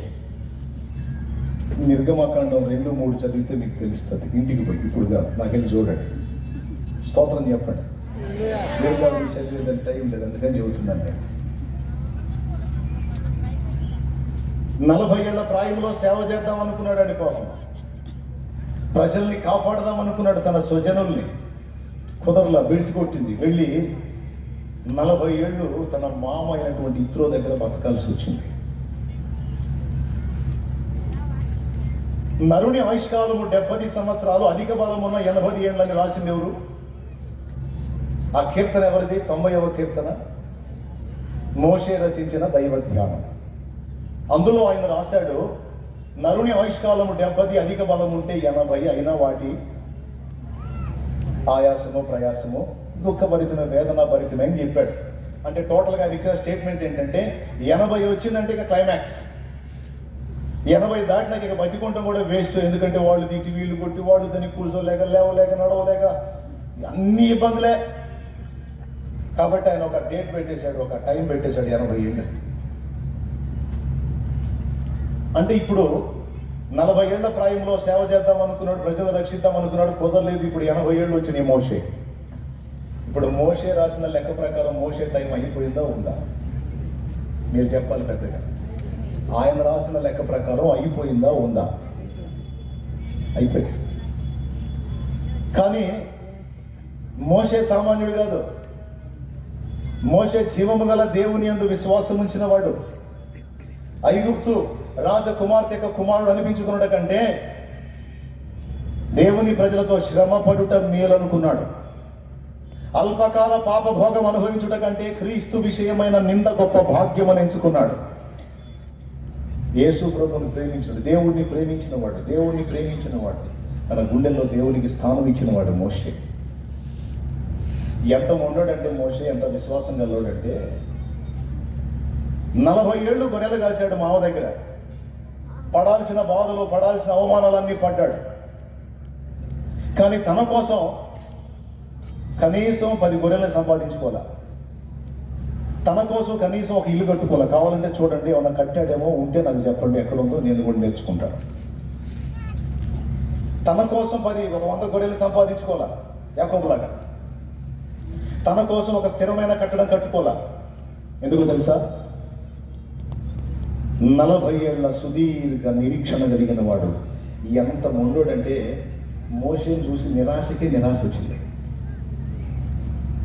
నిరాశ తెప్పించాడు. తాను మాత్రం నిరాశ ఊబిలో దిగిపోలా. 40 ఏళ్ళు ఎదురు చూశాడండి. ఈ రోజు పిలుస్తాడు, రేపు పిలుస్తాడు, ఈ రోజు పిలుస్తాడు, రేపు పిలుస్తాడు. నాకు పిలుపు వచ్చిందని ఎన్నేళ్ళు? 40 ఏళ్ళు. సుదీర్ఘ నిరీక్షణ తర్వాత ఈ 40 ఏళ్ళు ఏం చేశాడు? తన కోసం ఏం మిగుల్చుకోవాలి. ఎందుకు తెలుసా? ఎప్పుడు పిలిస్తే అప్పుడు వెళ్ళాలని. మీరు గమనించండి, 10 ఏళ్ళు గొర్రెలు కాసామనుకో, కనీసం వచ్చిన డబ్బుతో 4 గొర్రెలు కొనుక్కుంటే, ఆ 4 గొర్రెలు 4 పిల్లలు పెడితే కనీసం మరో 10 ఏళ్లకి ఒక 100 గొర్రెలు కాదా? అది చెప్పండి. ఒక 100 గొర్రెలు అయిద్దా కాదా? 100 ఏంటండి, 10 ఏళ్ళు తిప్పలు పడితే 500, 600 గొర్రెలు కూడా చేయొచ్చు. కానీ 40 ఏళ్ళు చేసి కూడా ఒక్క గొర్రెను తన కోసం సంపాదించుకోవాలా. తన మామ అయిన ఇతరో మందను మేపుచుండెను అని ఉంది. అంటే తనెందుకు సిద్ధపరచుకోలేదో తెలుసా? విశ్వాసం. ఎవరి ఎందో తెలుసా? తనను పిలిచిన వాని యందు విశ్వాసం. తనను పిలిచిన వాని యందు విశ్వాసం. పసికందుగా పుట్టినప్పుడే చావవలసిన నన్ను, మరణపు ఊబిలోనికి దిగిపోవలసిన నన్ను, నైలు నదిలో మొసళ్ళకు ఆహారం కావాల్సిన నన్ను రాజు యొక్క అంతఃపురానికి చేర్చింది నా ప్రభు. ఏ రాజు అయితే పసిపిల్లల్ని చంపమని ఆజ్ఞ ఇచ్చాడో ఆ రాజు వాడి ఒళ్ళో ఆడుకునేటట్టు చేసింది నా దేవుడు. వాని కుమారుడిగా పెరగడానికి నాకు అవకాశం ఇచ్చి నన్ను నిలబెట్టింది. తల్లి గర్భంలో నేను రూపింపబడక మునిపే నన్ను ఏర్పరచుకుంది నా దేవుడు. నేను ఆయన యందు విశ్వాసం ఉంచాను. నా దేవుని సమయం వచ్చింది. నా దేవుడు నా కొరకు బలమైన కార్యం చేస్తాడని చోట మొదలుపెట్టి 40 ఏళ్ల కాలం ఖర్చు అయిపోయింది. అయితే 40 ఏళ్ల తర్వాత దేవుడు దర్శించాడు మండుచున్న పొదలో. ఆ తర్వాత ఏం జరిగిందో మీకు తెలుసు. తర్వాత మోషే వెళ్ళి ఇశ్రాయేలుని బానిస సంఖ్యలో నుంచి బయటికి తీసుకొచ్చి కరెక్ట్గా ఎన్ని సంవత్సరాలు నడిపించాడో మీకు తెలుసా? అదే నా లైఫ్లో లాస్ అయిపోయాను అనుకున్న 40 years, 40 ఏళ్ళు మోషే అద్భుతంగా సేవ చేశాడు కూడా. ఇప్పుడు చెప్పండి, ఎవని యందు నిరీక్షణ ఉంచాడో, ఎవని యందు విశ్వాసం ఉంచాడో, ఎవరిని తన బ్రతుకులోకి ఆహ్వానించుకున్నాడో ఆయన మోషేని సిగ్గుపరిచాడా లేకపోతే అదనంగా కలిపాడా?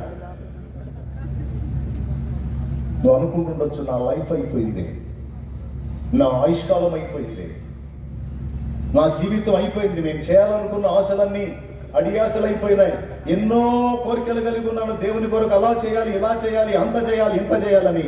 కానీ నా టైం అయిపోయింది, నా ఓపిక క్షీణించిపోతా ఉంది, ఇంకా నేనేం చేస్తాను అని నువ్వు అనుకుంటుండొచ్చు.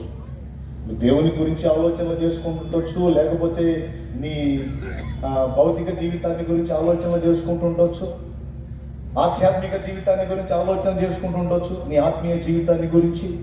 దేని గురించి అయినా సరే, అయ్యో నేను కోల్పోయానే, నేను నష్టపోయానే, నేను లాస్ అయినా. కొంతమంది పాపం 60 ఏళ్ల ప్రాయంలో దేవుడిని తెలుసుకున్న వాళ్ళు ఉన్నారు. మీకు ఒక శుభవార్త చెప్తున్నాను. 60 ఏళ్లలో దేవుడు తెలుసుకున్నటువంటి వాళ్ళకి ఒక 20 ఏళ్లే సమయం ఉందనుకో. అదే 20 ఏళ్లలో తెలుసుకున్న వాడికి 60 ఏళ్ల సమయం ఉంది. అయ్యో నాకు లేదే, నువ్వు చింతపడాల్సిన అవసరం లేదు. ఆ యేసు ప్రభువే ఒక ఉపమానం చెప్పాడు. కూలోళ్ళని యజమానుడు పిలిచే ఉపమానం. తన ద్రాక్ష తోటలో పని చేయడానికి కొంతమందిని ఆ యజమానుడు కూలోళ్ళని పిలుచుకోవడానికి వెళ్ళాడట. పొద్దున 6 గంటలకు కొంతమందిని తీసుకొచ్చాడు, 9ంటికి కొంతమందిని తెచ్చాడు, 3ంటికి కొంతమందిని తెచ్చాడు, సాయంత్రం 5ంటికి కూడా పోయాడు. 5ంటికి పోతే ఇంకో గంట సేపే పని చేశారు. 6ంటికి అందరూ పని దిగుతారు, ఎందుకంటే పొద్దుపోయేది ఏం కనపడదు కాబట్టి. కానీ 5ంటికి పోతే కూడా అక్కడ జనం ఉన్నారు, పనివాళ్ళు. ఏమయ్యా మీరు పనికి వెళ్ళలేదంటే మమ్మల్ని ఎవరు పెట్టుకోలేదయ్యా. సరే, మీరు మిమ్మల్ని ఎవరు వాడుకోకపోతే నేను వాడుకుంటా, పర్వాలేదు రండి అని తీసుకొచ్చి వాళ్ళ చేత కూడా పని చేయించి అందరికీ ఒకే కూలి ఇచ్చాడా? కూలి ఏమన్నా మార్చిచ్చాడా? తెలిసిన వాళ్ళు చెప్పండి.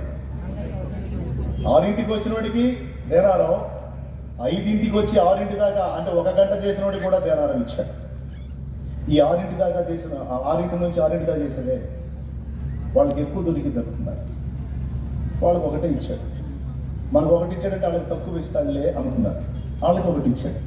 వీళ్ళు పోయి అడిగారు, యజమానుడా గంట సేపు చేసిన వాళ్ళకి అదే కూలి, 6ంటి నుంచి 6ంటి దాకా చేసిన వాళ్ళకి అదే కూలే అంటే, సహోదరుడా నేను ఒక దేవారానికి నీతో ఒడబడ్డాను కదా, ఒప్పుదల చేసుకున్నాను కదా, నీకు అన్న ప్రకారం ఇచ్చానా లేదా?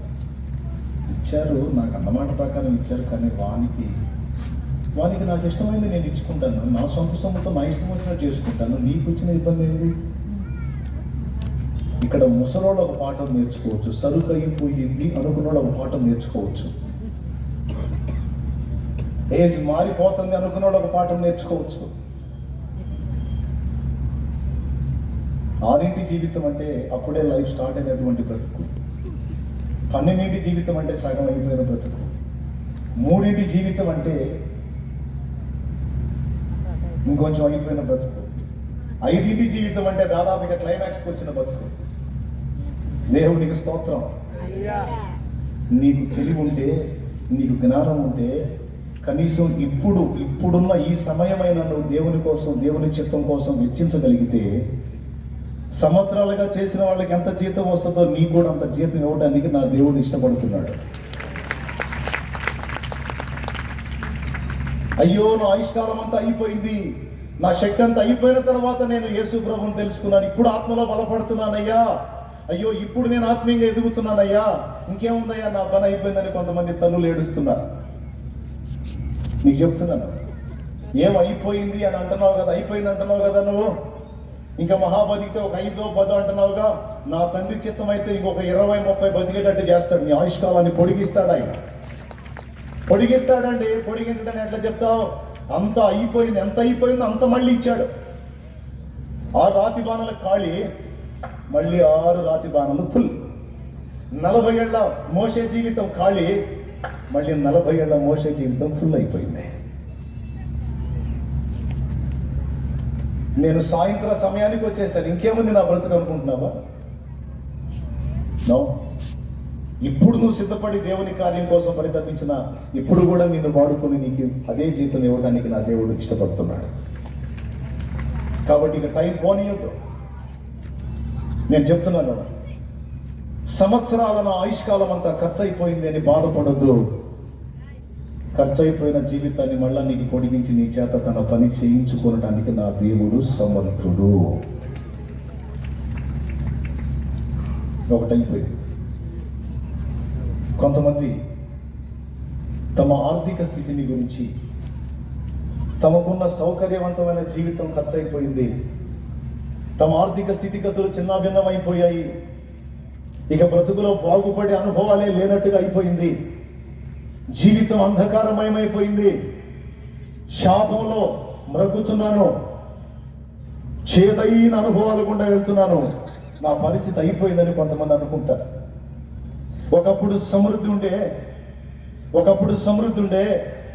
ఒకప్పుడు అందరూ గణపరుస్తుండే, ఒకప్పుడు అందరూ గౌరవిస్తుండే, ఈరోజు అన్ని కోల్పోయాను. ఈరోజు అన్ని కోల్పోయి లాస్ అయిపోయాను. ప్రతి ఒక్కళ్ళు నన్ను చిన్న చూపు చూస్తున్నారు, ప్రతి ఒక్కళ్ళు నన్ను గురించి తేలిగ్గా మాట్లాడుతున్నారు. ఒకప్పుడు ఘనంగా బ్రతికిన నా బ్రతుకు ఈరోజు అవమానాల గుండా ప్రయాణం చేస్తుంది. ఇంకేముంది, నా లైఫ్ అయిపోయిందని కొంతమంది తమ జీవిత స్థితిని గతిని గురించి దుఃఖపడే వాళ్ళు ఉంటారు. నేను చెప్తున్నాను, నీ జీవితంలోనికి ఆయన ఆహ్వానించగలిగితే, నీ జీవితంలో ఆయన ఉన్నాడన్న ఉనికిని, ఆ స్పర్శను గుర్తించగలిగితే, నేను చెప్తున్నాను, నువ్వు కోల్పోయిన దాన్ని మళ్ళా తిరిగి నీకు ఇవ్వడానికి ఆయన సమర్థుడు. దానికి కూడా బైబిల్లో నిరూపణ ఉంది. నువ్వు కోల్పోయిన సిరి సంపదల్ని, ఆ ఘనతని, గొప్పని నువ్వు ఆశించకపోయినా ఆయనకి ఇష్టమైతే మళ్ళా తిరిగి బాణల్ని నింపినట్టు తిరిగి నీకు ఆ పూర్వపు వైభవానికి మించిన వైభవాన్ని ఇవ్వగలడు. కాదని ఎవడు చెప్పగలడు? కాదని ఎవడు చెప్పగలడండి? ప్రభు చిత్తం. నీవు ఆధ్యాత్మికంగా శోభిస్తావు, భౌతికంగా కూడా శోభిల్లేటట్టు నా దేవుడు చెయ్యగలడు. ఆత్మీయంగా మాత్రమే నేను బ్లెస్ చేస్తాడు, భౌతికంగా దరిద్రంగానే ఉంటావు నేను చెప్పను. ఆత్మీయంగా నిన్ను దీవించే దేవుడు భౌతికంగా కూడా నిన్ను దీవిస్తాడు. కాదని ఎవరు చెప్పగలరు? దేవునికి స్తోత్రం కలుగును గాక. దీనికి సాక్ష్యం యేబు లైఫ్. యేబు జీవితం ఒకప్పుడు పచ్చగా తొలతూగుతుంది. దాసదాసి జనాంగం, పశువులు, ఒంటెలు, ఎడ్లు, పొలాలు, స్థలాలు, భార్య, 10 మంది పిల్లలు, కళ్ళలాడుతున్న జీవితం. కానీ ఒక రోజు వచ్చింది, ఇక వరుసగా వేదనలు ప్రారంభమయ్యాయి. 1, 2, 3, 4 అన్ని కోల్పోవటం మొదలు పెట్టాడు యేబు. ఇనుప మొక్కలాగా ఉండేటువంటి శరీరం రోగగ్రస్తం అయిపోయింది. ఆరోగ్యం కోల్పోయాడు, ఆస్తులు కోల్పోయాడు, పిల్లల్ని కోల్పోయాడు, భార్య ప్రేమని కోల్పోయాడు, దాసదాసి పరిచర్య కోల్పోయాడు, ఎడ్లు, పశువులు, ఒంటెలు, గాడిదలు మొత్తం కోల్పోయాడు. కొంతమంది జీవితాలు, ఇక్కడ కూర్చున్న వాళ్ళ జీవితాలు అలాంటి అనుభవాలు ఉన్నాయి. అన్నా ఇప్పుడున్నట్టు కాదన్నా మా గత జీవితం, కళకళలాడామన్నా, తొలతూగామన్నా, ఈరోజు దరిద్రతకి బ్రాండ్ అంబాసిడర్ లాగా ఉన్నామన్నా, మేము దరిద్రతని వలపోస్తున్నామన్నా, పీకల్లో తప్పుల్లో మునిగిపోయామన్నా, ప్రతి ఒక్కడు వచ్చి తిడుతున్నాడు, ఎట్లా పడితే అట్లా మాట్లాడుతున్నారు, బూతులు తిడుతున్నారన్నా. ఒకప్పుడు మమ్మల్ని చూసి గారు గారు గారు అని సంబోధించినటువంటి వాళ్ళు ఇప్పుడు అదే తురి అని మాట్లాడుతున్నారన్న. మా బ్రతికేలాగా అయిపోయింది అని తామున్నటువంటి ఇబ్బంది కొలిమిని బట్టి కొంతమంది బాధపడుతూ ఉంటారు. నేను మీతో చెప్తున్నాను, ఒకవేళ మీరు ప్రభువుని ఆహ్వానించి మీ బ్రతుకుల్లో పిలిచి ఉంటే, ఆయన మీతో కూడా ఉంటే, మీకు ఇక నేను చెప్పే అవసరమే లేదు, ఖచ్చితంగా టర్న్ తీసుకుంటుంది. ఒకవేళ ఇంకా ప్రభువుని పిలవకపోతే ఇప్పుడే నువ్వు ఈ రోజే ఈ కూటానికి ఇక్కడికి వచ్చి ఉంటే, ఈరోజు నీకు చెప్తున్న శుభవార్త, నా యేసయ్యని నీ బ్రతుకులోకి ఆహ్వానించు, నా యేసయ్యని నీ జీవితంలోకి ఆహ్వానించు, కనీసం ఈ రోజున ఆహ్వానించు. ఆయన నీతో చెప్పింది చేయడానికి సిద్ధపడి పిలు. ఇప్పటిదాకా మంత్రగాళ్ళు చెప్తే చేశా, సిద్ధాంతులు చెప్తే చేశా, చేతబడోళ్ళు చెప్తే చేశా, ఉచిత సలహాలు ఇచ్చిన వాళ్ళు ఏది చెబితే అది చేశా, ఎక్కడ గుళ్ళు గోపురాలు మొత్తం తిరిగి మొక్కనిది లేదు, తిరగనిది లేదు, అన్నీ అయిపోయినాయి. కానీ నా బ్రతుకు మారలేదు, నా శాపం నన్ను విడిచిపోలేదు. ఈరోజు నేను యేసు ప్రభు దగ్గరకు వచ్చాను. ఈరోజు నేను ఆయన చెప్పిన మాట వినాలని ఫిక్స్ అయిపోయాను అని నువ్వు అనుకుంటే, నువ్వు మంచి నిర్ణయం తీసుకున్నావు. యేసు ప్రభుని నీ బ్రతుకులో నీకు పిలిచేటప్పుడు ముందే ఫిక్స్ అయిపో. ఆయన ఏదైతే చెప్తాడో అవన్నీ నేను చేయాలి, ఇక ఆయన ఏది చెప్పినా అటు చెప్పకూడదు అనే తీర్మానంతో పిలు. నేను చెప్తున్నా, ఆయన నీ జీవితంలో నీకు వస్తే, నీవు కోల్పోయిన సంవత్సరముల సంపదని తిరిగి నా తండ్రి నీకు దయచేయగలడు. కొడితే గట్టిగా కొట్టాడు, లేకపోతే సర్దుకోండి అని చెప్పాడు. ఎందుకు గట్టిగా కొడితే సంవత్సరముల సంపదని తిరిగి నీకు దయచేయగలడు ఆయన. ఎలా చేస్తాడు, ఎలా జరిగింది అనే ప్రశ్నలు ఆయన అడగవాకు నువ్వు. లోకంలో సామెత ఉంది, 100,000,000 దరిద్రాలకు అనంత కోటి ఉపాయాలంట. మీరు చెప్పండి ఆ మాట. 100,000,000 దరిద్రాలకు అనంత కోటి ఉపాయాలంట. అది దేవుణ్ణి ఎరగని అన్యుడికే అంత నిశ్చయితుంటే జీవం గల దేవుణ్ణి తెలుసుకున్న మనకెంత నిశ్చయిత ఉండాలండి. నువ్వు వచ్చి ఆయన దగ్గరకు వచ్చాయా 100,000,000 దరిద్రాల్లో నేను ఉన్నాను అని ఆయనతో అంటే ఆయన అంటాడు, ఎవరు పిచ్చోడా, నా దగ్గర అనంత కోటి ఉపాయాలు ఉన్నాయి రా. నీ 100,000,000 దరిద్రాలంటే నా దగ్గర అనంత కోటి అంటే నువ్వు లెక్క పెట్టలేనన్ని ఉపాయాలు ఉన్నాయి, రారా బాబు రా, రామ్మా రా. అయిపోయిందిగా, తిరిగావుగా, తిప్పలు పడ్డావుగా, అయిపోయినాయిగా, అన్ని పాటలు అయిపోయినాయిగా, అన్ని ఫీట్లు అయిపోయినాయిగా, ఇక రా. పిలిచావుగా, ఇక నేను చెప్తాను, నువ్వు చెయ్యి. మారు మనసు పొందమంటాడు, పొందాలి నువ్వు మారు మనసు. పనికి మాలిన వాటిని విసర్జించి జీవం గల దేవుని వైపు తిరగాలి. పనికి మాలిన అలవాట్లు, వ్యసనాలు, ఆలోచన వదిలేయి అని చెప్తాడు, వదిలేయాలి. మారు మనసు పొందానా చెప్పు. పొందావా? పొందానయ్యా. ఇక సిగరెట్లు చెక్, ఇక లేదు. ఇక మందు లేదు. ఒకప్పుడు తెలియక తాగాను కానీ నేను ఎందుకు తాగుతాను చూద్దాం. నిజమే, పశువులు కూడా తాగవే. అది ఇప్పుడు అర్థమైంది నాయన, నాకు అప్పుడు అర్థం కాలేదు. ఇంకెందుకు తాగుతానయ్యా, నేను తాగను. మీరు కావాలంటే పొగాకు తీసుకెళ్ళి గొర్రెల ముందు వేయండి. సరే, గొర్రెల ముందు వద్దు, పంది ముందు వేయండి. పంది అశుద్ధం అంటే దాని ముందు వేయండి. అది పొగాకు తింటే అప్పుడు అడగండి. దానికి తెలుసు, అశుద్ధం తినే పంది కూడా తెలుసు పొగాకు నేను ముట్టదు.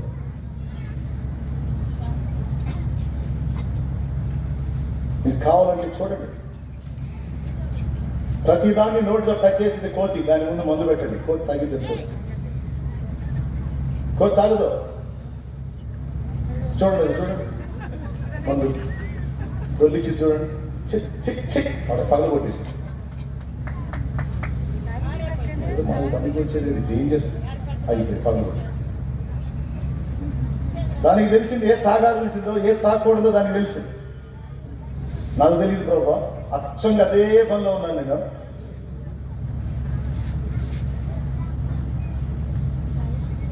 అదేమో కోచయి ఉండి తాకుండా నెగులుతుంది, నేనేమో అది పడేసిన దాన్ని తాగి నేను దానిలాగా తయారయ్యా అంటాడు. నేను ఇప్పుడు వదిలేస్తున్నావు, వదిలేశాను ప్రభా. మరి అక్రమ సంబంధాలు, అదే లింకులు, కుంపట్లో వదిలేశాను. అడ్డదిడ్డమైన జీవన విధానం వదిలేశాను. మోసాలు వదిలేశాను. లంచాలు వదిలేశాను. వంచనతో బ్రతుకు వదిలేశాను. నువ్వు వద్దని చెప్పావే, ఇక నీ మాట ఇంటి మొదలు పెట్టా. నువ్వు ఏది చెబుతావా చేస్తా, కానీ నా బ్రతుకును వెలిగించగలవా ప్రభు అని నువ్వు అడిగితే నా తండ్రి అంటాడు, నిన్ను బాగు చేయాలనే నీకు ఏది చెప్తున్నాను నేను. నీ బ్రతుకుని 10 మందిలో మాదిరికరంగా నిన్ను ఆశీర్వదించి ఇతరులకు కూడా ఆశీర్వాద కారణంగా నిన్ను చేయాలనే నీకు ఏది చెప్తున్నాను నేను. పొందావా? పొందాను ప్రభా, నిన్ను వదిలేశాను, మారు మనసు పొందాను. రైట్, ఇప్పటిదాకా చేసిన పాపాలన్నీ కడుగుబడి నిమిత్తం బాప్తీసం పొందంటాడు. బాప్తీసం అవసరం అంటావా? అనకూడదు. ఆయన చెప్పింది చేయాలి కదా. చేసినప్పుడు ఏం జరిగింది? తరతరాల పాపాలు, నువ్వు చేసిన పాపాలు మొత్తం ఆయన రక్తంలో కడిగేస్తాడు. ఆయన రక్తంలో కడిగేస్తాడు. ఒక భక్తుడు ఒక మాట అన్నాడు, కాలం తాకే ప్రతిదీ పాతదవుతుంది, కానీ క్రీస్తు తాకే ప్రతి వ్యక్తి కొత్తవాడవుతాడు, కొత్తదవుతుంది అని మాట్లాడాడు. కాలం తాకేది ప్రతిదీ పాతబడిపోతుందట, కానీ యేసు తాకితే వాడు నూతన సృష్టి.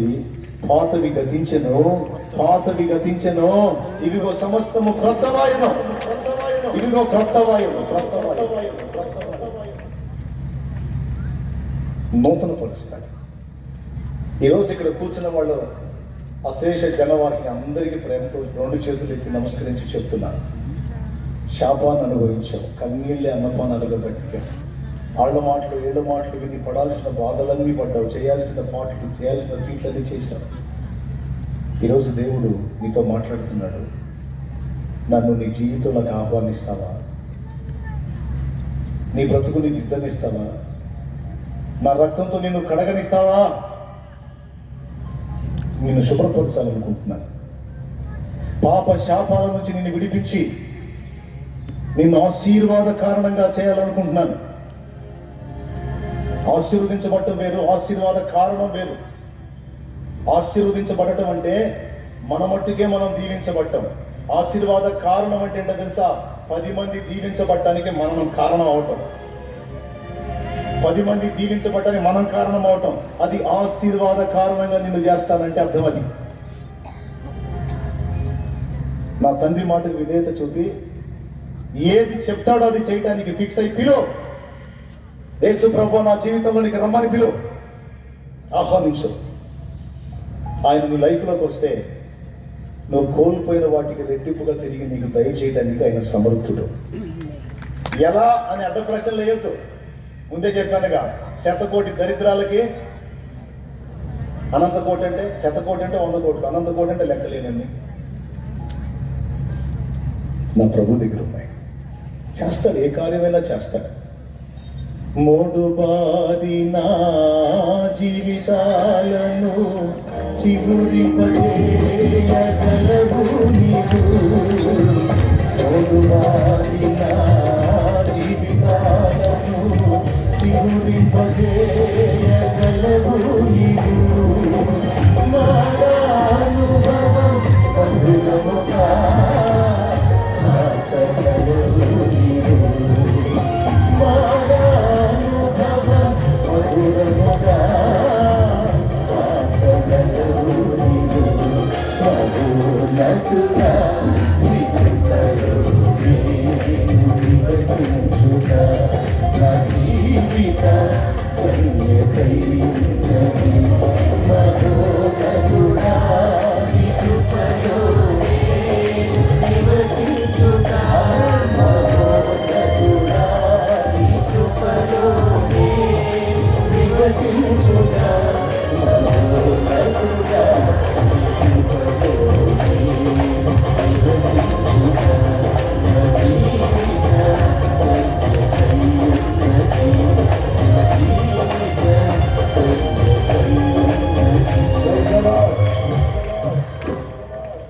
ఏవును ఒకప్పుడు మెచ్చుకున్నాడు, అందరూ ఏవుని తర్వాత తీర్చారు.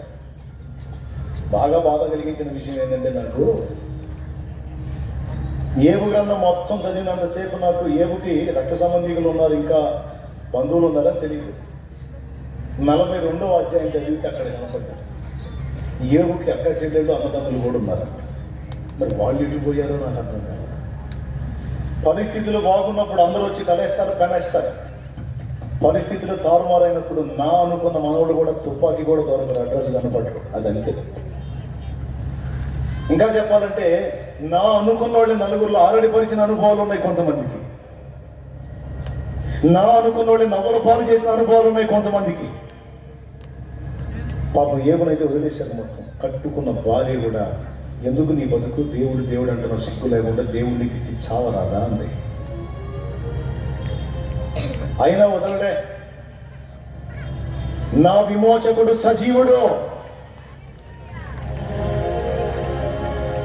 నేను వెళ్ళే మార్గము నా ప్రభుకే తెలుసు. ఇది శోధన గడియ. నాకు శోధింపబడిన తర్వాత నేను సువర్ణంగా మారుతాను. నేను మరలా నా పూర్వపు వైభవాన్ని నేను పొందగలను. నా దేవుని చిత్తమైతే చెయ్యగలడు. మీరు గమనించండి, ఏవు గ్రంథం 42 మీరు చూస్తే 2 సార్లు రాయించాడు దేవుడు. ఏవు కోల్పోయినటువంటి సమస్తమును 2 అంతలుగా తిరిగి దయచేశాడని రాస్తుంది. 2 సార్లు రాస్తుంది. చూస్తారా ఏవు గ్రంథము 42వ అధ్యాయం 10వ వచనం. మరియు యోబు తన స్నేహితుల నిమిత్తము ప్రార్థన చేసినప్పుడు యెహోవా అతని క్షేమస్థితిని మరలా అతనికి దయచేసెను. మరియు యోబునకు పూర్వము కలిగిన దానికంటే 2 అంతలు అధికముగా యెహోవా అతనికి దయచేశాడు. 2 అంతలు దయచేశాడంట. 2 డబల్. ఒకసారి పార్టీ అయిపోయింది, ద్రాక్షరాసం పార్టీ. మళ్ళా పార్టీ స్టార్ట్ అయింది, మళ్ళా పండగ స్టార్ట్ అయింది, మళ్ళా సందడి స్టార్ట్ అయింది. అవన్నీ ఖాళీ అయిపోయినప్పుడు బతికే ఖాళీ అనుకున్నారు. కానీ కాదు మళ్ళా పండగ స్టార్ట్ అయింది. కారణం యేసు అక్కడ ఉండటమే కారణం. ఆయుష్కాలం ఖర్చు అయిపోయింది అనుకున్నాడు, కానీ దేవుడు మోషేతో ఉన్నాడు. ఆ 40 ఏళ్ళు తిరిగి దేవుడు మోషేకి ఇచ్చాడు. నా లైఫ్ అయిపోయింది, నా కలిగి ఉన్న సమస్తం కోల్పోయాను అనుకున్నాడు ఏవో. కోల్పోయిన దాని అంతటినీ తిరిగి అతనికి 2 దయచేశాడు. 500 ఎడ్ల జతలు ఉంటే 500 ఎడ్లు ఉంటే 1000 ఎడ్లు అయిపోయినాయి. ఇచ్చాడు తిరిగి. ఎలా వచ్చినాయి, ఎలా ఇచ్చాడు అని నన్ను అడగొద్దు. కొద్ది కాలం తర్వాత మీరు ఎటు కూడా అక్కడికి వెళ్తారు కాబట్టి ఏం దొరుకుతాడు అక్కడ. అసలు ఎట్ట వచ్చినాయి అండి, మళ్ళీ ఎట్లా తిప్పుకున్నారు మీరని ఆయన అడగండి, ఆయన ఇంటర్వ్యూ చేయండి, మొత్తం డీటెయిల్గా మీకు చెప్తాడు. నేనైతే ఒకటి నమ్ముతా, ఎలా వచ్చుంటాయి ఏవు కంటే ఎలా అయినా ఇవ్వగలడు ఆయన. అసాధ్యాలు నీకు నాకుంటాయి, ఆయనకు అసాధ్యమైంది ఏదే లేదు. ఎంతమంది నమ్ముతున్నారు? కోల్పోయిన సంవత్సరముల ఆశీర్వాదాన్ని తిరిగి నేను నీకు ఇస్తానని నా దేవుడు మాట్లాడుతున్నాడు. నమ్మినోడు స్వతంత్రించుకుంటాడు, అనుమానించినోడు అంటే సంగతి. నమ్మినోడు పొందుతాడు, డౌట్ పడ్డాడు బతికంతే. అది బతికంతా డౌట్ పడుతూనే ఉంటాడు, ఆ డౌట్తోనే పోతాడు. సందేహం వద్దు. దేవునికి స్తోత్రం కలుగును గాక. హల్లెలూయా. ఏగు సంపద తిరిగి ఇవ్వబడి, మీకు తెలుసా, సంతానాన్ని కూడా ఇస్తాడు.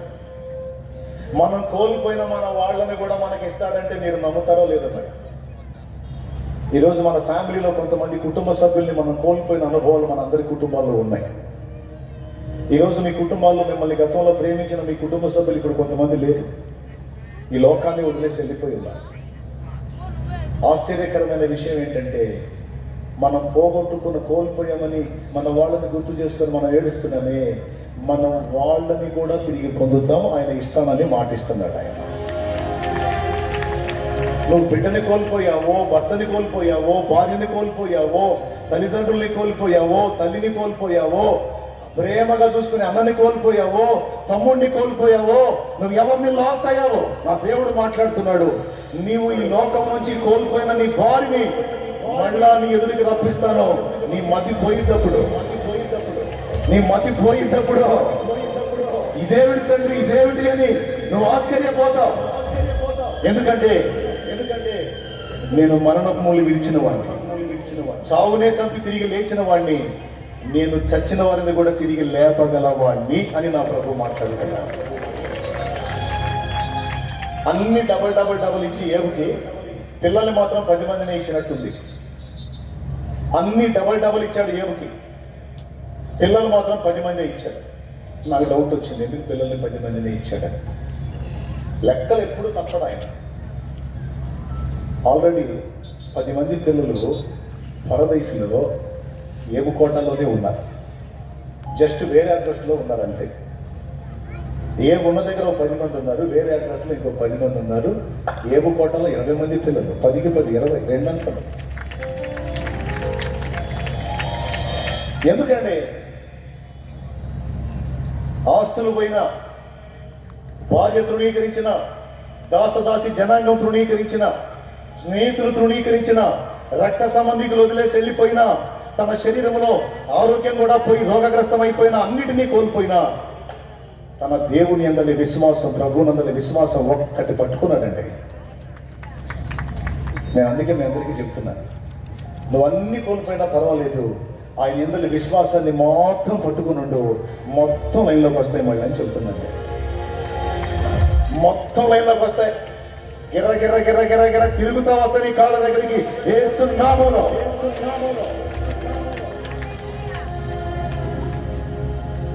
కష్టమా? ఆయన చేత కదా.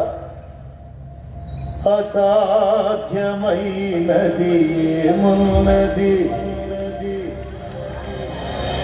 అసాధ్యమైనది ఏమున్నది.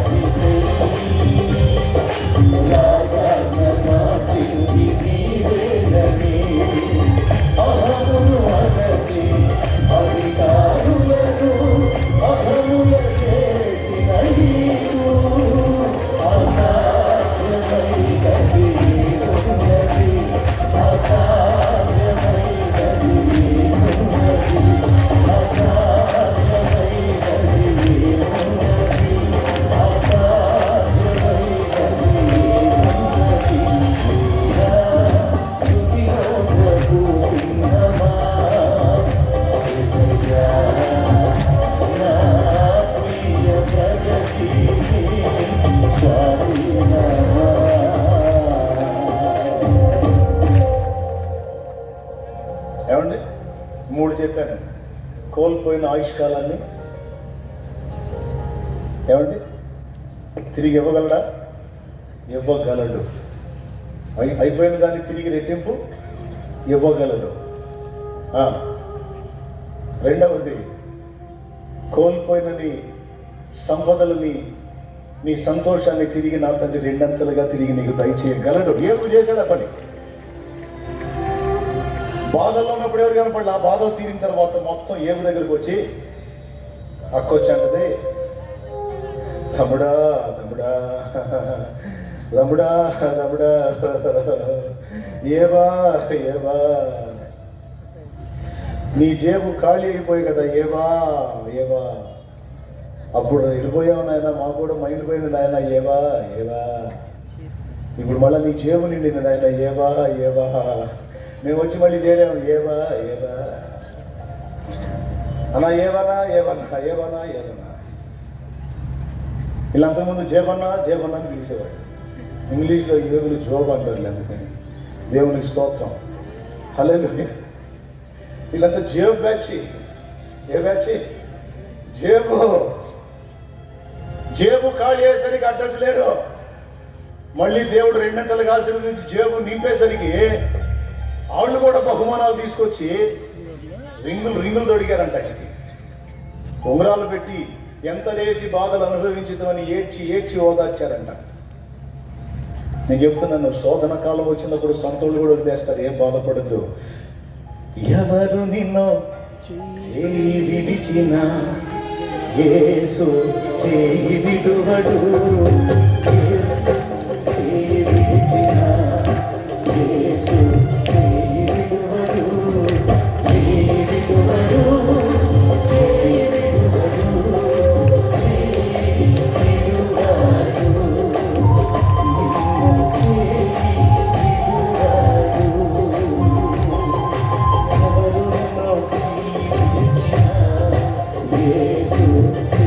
విడువడు,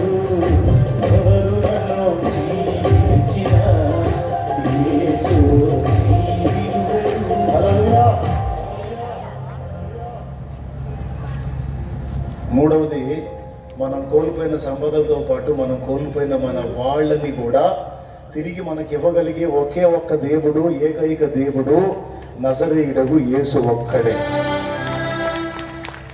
ఇంకా ఎవరికన్నా మొక్కుపోయిన నీ వాళ్ళని తీసుకొచ్చి ఇవ్వలేరు. ఆ మాట యేసయ్యని గురించి మాత్రమే రాస్తుంది. ఎప్పుడు లెగిస్తారు వీళ్ళందరూ అంటే ఆయన రెండవ రాకడలో సమాధులన్నీ తెరవబడి మృతులైన వారు లేపబడతారు. ఆ లేపబడిన వారిలో నీ వారు కూడా ఉండొచ్చు, వారిని నువ్వు కలుసుకోవచ్చు. నిజంగా జరిగింది. ఇంకేం కావాలంటే ఇంకా దేని గురించి నీకు దిగులు? మూడు, ఆఖరి మాట చెప్పి ముగిస్తాం. మళ్ళీ మీరు వెళ్ళాలి కదా పాపం మళ్ళీ తినాలి వెళ్ళాలి. లేకపోతే ఇప్పుడే ముగించేదా, రేపు చెప్పుకుందాం.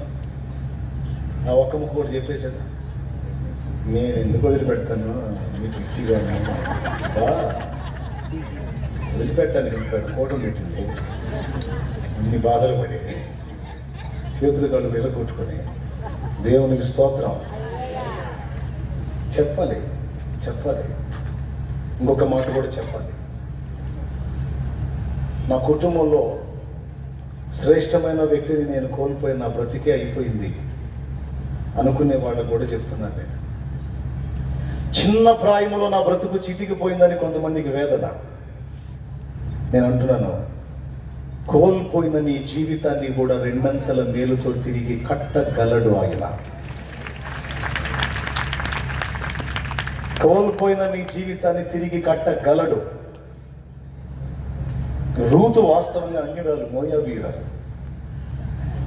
కానీ మీకు తెలుసా, చాలా చిన్న వయసులో తన భర్తను కోల్పోయింది. తోడికోడలో అత్తని ముద్దాడి చంపైతే అత్తయ్య చెప్పిందిలే సలహా, వెళ్ళిపోమా, నేను భర్తని కోల్పోయాను, మీరు భర్తల్ని కోల్పోయారు. అమ్మ ఓర్ప, అమ్మ ఋతు, మీ పుట్టిళ్ళకి వెళ్ళిపోండి. మీరు చిన్న పిల్లలు, మీ తల్లిదండ్రులు మీకు ఎవరన్నా చూసి పెళ్లి చేస్తారు. చచ్చిపోయిన నా బిడ్డలు తిరిగి బ్రతికించి ఇవ్వలేను. మీకోసం ఇంకొక పని నేను చేయలేను. నేను పొరపాటున వచ్చాను ఈ మోయాబు ప్రాంతానికి, నా కర్మగాలి. వచ్చినప్పుడు నేను సంపన్నురాలిగా వచ్చాను, వచ్చినప్పుడు నేను మధురమైన అనుభవాల్లో వచ్చాను. ఇప్పుడు నేను రిక్తురాలినై చేదైన అనుభవాల్లోకి వచ్చి ఆ చేదైన అనుభవాల్లో ఇప్పుడు వెళ్తున్నానమ్మా. నేను నన్ను వదిలేసేయండి, మీరు వెళ్ళిపోండి అని మాట్లాడితే ఓర్ప దగ్గరికి వచ్చి, అత్తమ్మ అసలు నువ్వు అత్తవి కాదు అమ్మవి అని గట్టిగా అని ఒక ముద్దు పెట్టి జంప్ అయింది. దేవునికి స్తోత్రం. గట్టిగా ఒక ముద్దు పెట్టేసుకొని వీడుకోలు చెప్పేసి జంప్ అయిపోయింది పాపం ఓర్పు లేని ఓర్ప. రూతు దగ్గరికి వచ్చి, రూతు నీ సోదరు ఎంత తెలివైన పని చేసిందో చూడు, రూతు నువ్వు కూడా వెళ్ళిపోమ్మా, చిన్నదాన్ని తల్లి, నువ్వు చిన్నదాన్ని వెళ్ళిపో, ముక్కు పచ్చలారందాన్ని, మంచి లైఫ్ వచ్చింది, పోమ్మా, మీ తల్లిదండ్రులు నేను ప్రేమిస్తాను, నీకు బాగా చూసుకుంటే మంచి భర్తను వెతికి నీకు చేస్తానమ్మా అని అంటే, అదేందమ్మా ఆడకు పోవాలా, నువ్వు చేయబోయేది నాకు పెళ్ళి, నువ్వు చేయొద్దమ్మా నాకు పెళ్ళి అల్లా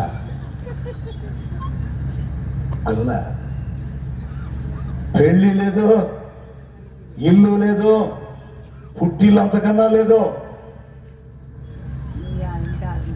ఎప్పుడైతే నా భర్త అదే నీ కొడుకు కన్నుమూసాడో ఆ రోజే డిసైడ్ అయిపోయాను, ఇక నువ్వు నాకు అత్తవి కాదు, నువ్వు నాకు అమ్మవని. ఇక నేను కోడలి కాదు, నీకు కూతుర్నే అని నేను అప్పుడే ఫిక్స్ అయిపోయా. నేను ఎవరికో భార్యనై ఎవరికో నేను జీవించడం కాదు, ఆ సేవ ఏదో మీకే చేసుకుంటా. నేను ఇక్కడ ఉండను ఋతు, నేను నా స్వజనుల దగ్గరికి వెళ్ళిపోతాను, నా దేవుడి దగ్గరికి వెళ్ళిపోతాను, నా పితరుల సమాధుల దగ్గర నేను పాతి పెట్టబడతాను. నేను అక్కడి నుంచి వచ్చి తప్పు చేశాను, నన్ను వదిలే పంపించదా, వదిలే. లేదమ్మా, నీ దేశమే నా దేశము, నీ ప్రజలే నా ప్రజలు, నీ దేవుడే నా దేవుడు.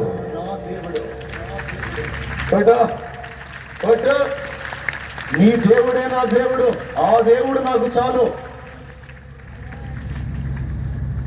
నీ ప్రేమ, నీ ఆప్యాయత, నీ అనురాగం నేను ఫస్ట్ నుంచి కనిపెడతానే ఉన్నాను. నిన్ను బట్టి నీ దేవుడు ఎంత గొప్పడో నాకు అర్థమైంది అత్తమ్మ. నేను నీతోనే వస్తాను, నీవు మృతి పొందు చోటనే నేను కూడా మృతి పొందుతాను అని ఫిక్స్ అయిపోయింది. అత్తమ్మని ఎలా నేను వెంటబడితే ఏదో ఒక సంబంధం చూసి పెళ్లి చేసి దాన్ని ఆశతో పోలా. అలాంటి ఆలోచనలు కూడా ఆమెకి లేవు. పెళ్లి లేదు, ఏం లేదు, తీసి అయిపోయింది. ఆ చాప్టర్ క్లోజ్, ఆ సెక్షన్ అయిపోయింది. నీతి కోసం బతుకుతా, నీతి కోసం కూతురుగా మారి, అత్తకి అమ్మగా మారి, ఆమె ఉన్నప్పుడు కూతురుగా నేను మారి సేవ చేస్తా. పైన దేవుడు ఉన్నాడు, ఆయనే చూసుకుంటాడు అనుకుంది.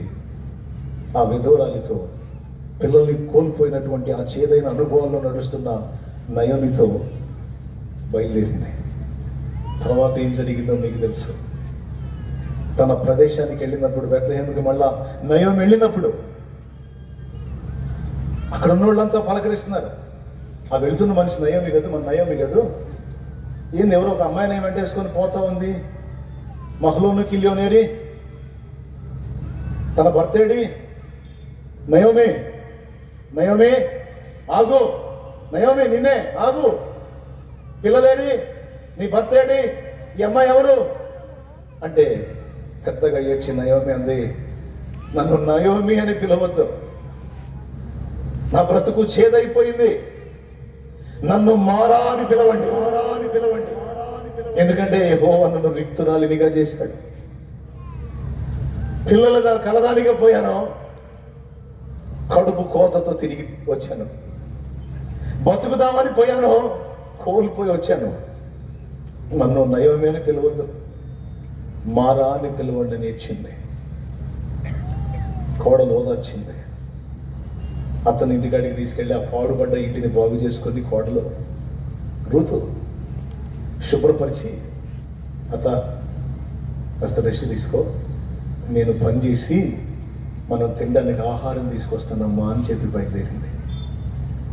అత్తని పోషించాలి, ఇక అత్తని ఏది ఇబ్బంది లేకుండా చూసుకోవాలని తీర్మానానికి వచ్చింది. ఎవరిని బట్టో తెలుసా? అత్త సేవిస్తున్న దేవుణ్ణి బట్టి, జీవము గల దేవుని బట్టి సైన్యములకు అధిపత్యకు యెహోవా అని ఆయనకు పేరు. ఇక ఎప్పుడైతే రూతు ఈ స్టెప్ తీసుకుందో, రూతు లైఫ్ లో ఇక దేవుడు జోక్యం చేసుకోవటం మొదలు పెట్టాడు. ఎందుకంటే రూతు ఏమన్నా తెలుసా, ఒక బలమైన మాట అంది, నీ దేవుడే నా దేవుడు అన్న మాట ఆయన విన్నాడు. ఆ మోయాబురాలు అన్యురాలు, వాళ్ళంతమంది దేవతలు ఉన్నారు, అయినా వాళ్ళని కోరుకోవాలా. ఇశ్రాయేలీల దేవుడైన యెహోవాయే నా దేవుడు అన్న మాట విన్నాడు ఆయన. అంటే ఆ మాటతో ఆయన పిలిచిందామే ఎంటర్ అయ్యాడు ఆయన లైఫ్లోకి. నేరుగా రూతుని బోయజు పొలంలోకి నడిపించి బోయజ్ ఆమెతో మాట్లాడేటట్టు చేస్తే ఆ బోయజ్ అన్నాడు, రూతు నీ గురించి విన్నాను, నువ్వు ఎక్కడికి వచ్చావో తెలుసా? శాపములో నుండి ఆశీర్వాదంలోకి వచ్చావు నువ్వు, వేదనలో నుండి ఆనందంలోకి వచ్చావు నువ్వు.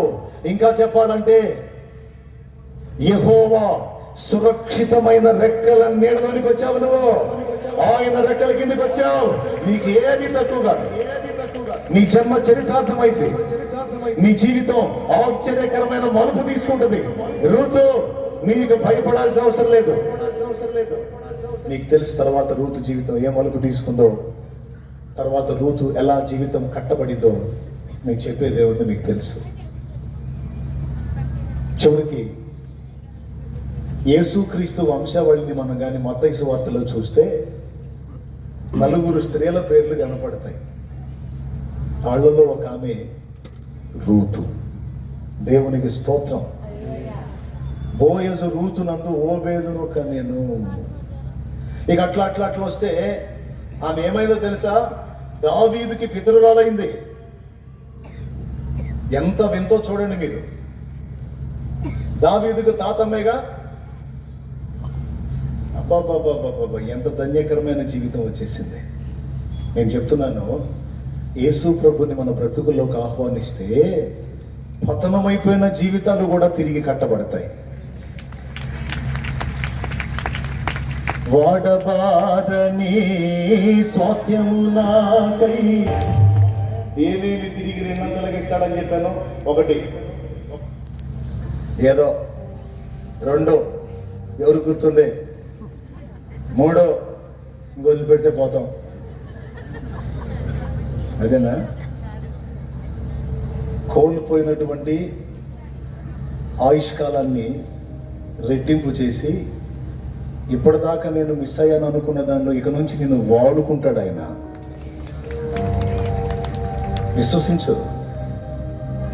విశ్వసించు. ప్రసంగానికి మార్కులు వేసుకుంటూ కూర్చోవాకు. ప్రభు మాట్లాడుతున్నాడు, కళ్ళు తెరుచుకొని విను, సిద్ధపడు, దిద్దుకో, తిరిగి దేవునికి కనెక్ట్ అవ్వు, తిరిగి భక్తి జీవితానికి పునర్సాధన మొదలుపెట్టు.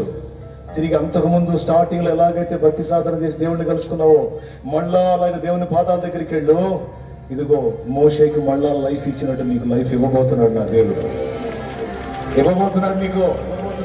నమ్మితే చూస్తావు నా దేవుని కార్యాలు. ఇదిగో ఇది మొదలుకొని ఎలా వాడుకోబోతున్నాడో నీకే అర్థమైంది. భవిష్యత్తులో ఎలా విస్తరించబోతున్నాడో నేను నీకు అర్థమైంది. ఎలా వర్ధిల్ల చేయబోతున్నాడో నువ్వు చూడబోతున్నావు. ఓ శాఖోపశాఖలుగా నిన్ను నా తండ్రి మార్చబోతున్నాడు.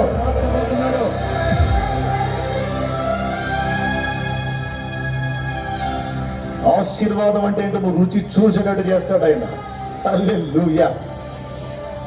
Praise the lord. నీ సంపదలు, ఆధ్యాత్మిక సంపదలు కావచ్చు, భౌతిక సంపదలు కావచ్చు, నువ్వు లాస్ అయినవి రెట్టింపుగా నీకు దయచేయగలడు. నీవు కోల్పోయిన నీ వారిని తిరిగి నీ సమీపానికి తీసుకొచ్చి నీకు చూపగలడు. నీవు కోల్పోయిన జీవితాన్ని తిరిగి పునర్నిర్మించగలడు, కట్టగలడు. అది ఒక్క యేసుకే సాధ్యమైతే ఇంకా ఎవరు లేరు. ఇది ఎంతమంది విశ్వసిస్తున్నారో చేతులు ఎత్తండి. ఎందుకంటే ఇది నేను అనుభవం లేకుండా చెప్పట్లా. ప్రాక్టికల్గా నేను అనుభవించి అదే అనుభవంలో ఉండి నేను మీతో మాట్లాడుతున్నాను. అనుభవమే మాట్లాడుతున్నాను. నా బ్రతుకును ఆ విధంగా ఆయన మార్చాడు. నా జీవితాన్ని అలా వెలిగించాడు. నా కుటుంబాన్ని అలా కట్టాడు. శోభాతిశయముగా చేశాడు. ఎందుకంటే ఆయన్ని పిలిచాం మా బతుకుల్లోకి, ఆయన ఆహ్వానించాం. అంతే, ఖాళీ అయిపోయిన పాత్రలు మళ్ళా నింపబడినట్లుగా, ఫంక్షన్ డబల్ అయినట్టుగా అయిపోయిందిరా జీవితం అనుకున్న బ్రతుకుల్లో ఆ రోజు స్టార్ట్ అయింది పండగ. ఏ రోజు స్టార్ట్ అయింది? 2002లో స్టార్ట్ అయింది పండగ. ఇది 2025. ఈ 23 సంవత్సరాలుగా చేశావు పండుగ, వెలిగావు నిండుగా. చేశావు పండుగ, వెలిగావు నిండుగా. నా దీపము యేసయ్యా, నీవు వెలిగించినావు. సుడిగాలిలోనైనా, గడివానలోనైనా ఆరిపోతులే, నీవు వెలిగించినావు. నీవు వెలిగించిన దీపము, నీవు వెలిగించిన దీపము, నీవు వెలిగించిన దీపము. కొమ్మని మట్టిని శుభ్రపరిచినట్టు నా దేవుడు నిన్ను శుభ్రపరచడం మొదలు పెడుతున్నాడు. నీలో పనికి మాలిన చెత్తంతా తొలగించి నిన్ను శుభ్రపరిచి నువ్వు కోల్పోయిన ఆత్మీయ జీవితాన్ని తిరిగి నిలబెట్టబోతున్నాడు ఆయన. చప్పట్లు కొట్టి మయంపరచు. నువ్వు కోల్పోయిన అభిషేకాన్ని మళ్ళా నీ మీదకి పంపుతున్నాడు ఆయన. నువ్వు కోల్పోయిన అభిషేకాన్ని మళ్ళా నీ మీదకి పంపుతున్నాడు ఆయన. అందుకే రప్పించాడు ఇక్కడికి నేను. మళ్ళా మంట నీలో రగిలించబోతున్నాడు ఆయన. హల్లెలూయా, హల్లెలూయా, హల్లెలూయా, హల్లెలూయా, హల్లెలూయా.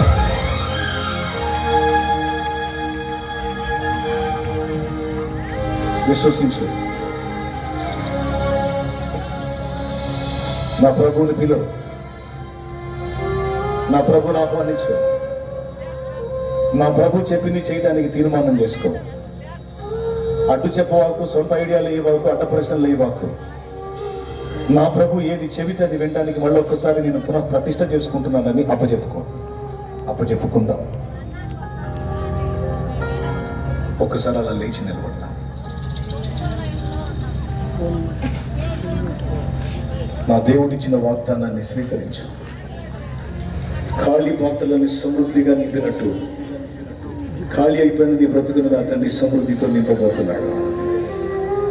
చీకటి నిండిన నీ జీవితంలో, విషాద ఛాయలు అలుముకున్న నీ బ్రతుకులో ఆనందకరమైన అనుభవాలను రప్పించబోతున్నాడు నా ప్రభు.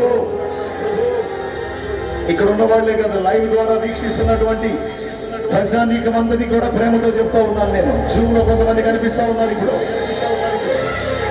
నీతో కూడా మాట్లాడుతున్నాడు నా దేవుడు. సంవత్సరముల ఆరోగ్యమును నీకు మరలా రప్పించదను, నిన్ను స్వస్థపరుస్తానని మాట్లాడుతున్నాడు ఆయన. నీ ఆయుష్కాలాన్ని పొడిగిస్తానని మాట్లాడుతున్నాడు ఆయన. నీ సంపదను రెట్టింపు చేస్తానని మాట్లాడుతున్నాడు.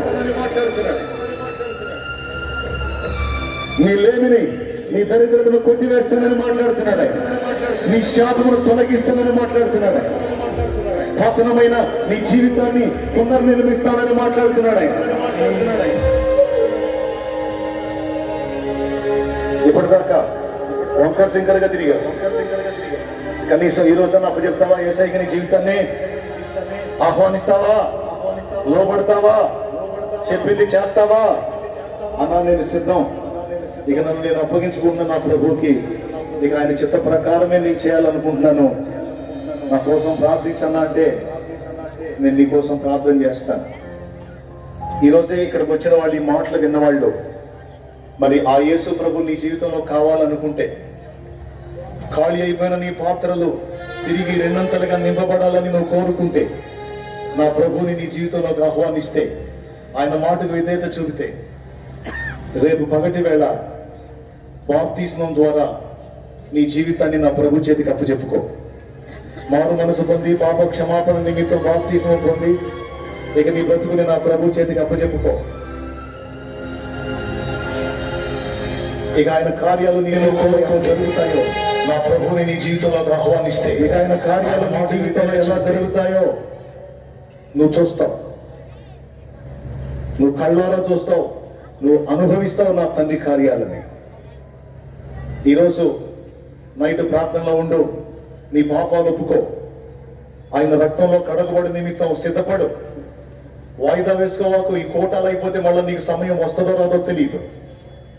రేపు పగటి వేళ మళ్ళా పిలుపు ఉంటుంది, బాప్తిస్మాల కొరకు పిలుపు ఉంటుంది. రేపు పగటి వేళ, 3వ రోజు పగటి వేళ.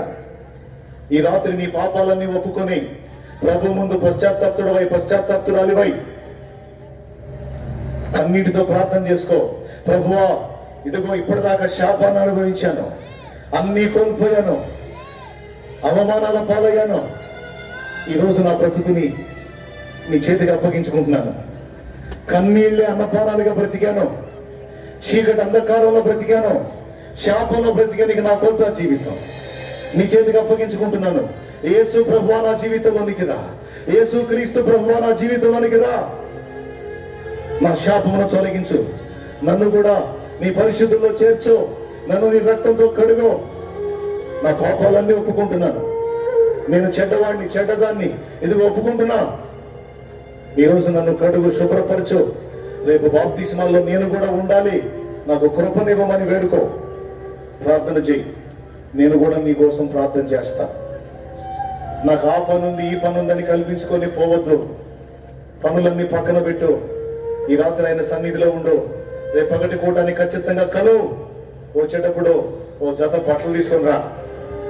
దరిద్రం వదిలించుకుందు కానీ యేసునామములో, శాపాన్ని తొలగించుకుందు కానీ యేసునామములో, పాపాలను కడిగేసుకుందు కానీ యేసునామములో, క్రొత్త సృష్టిగా మార్చబడదు కానీ యేసునామములో.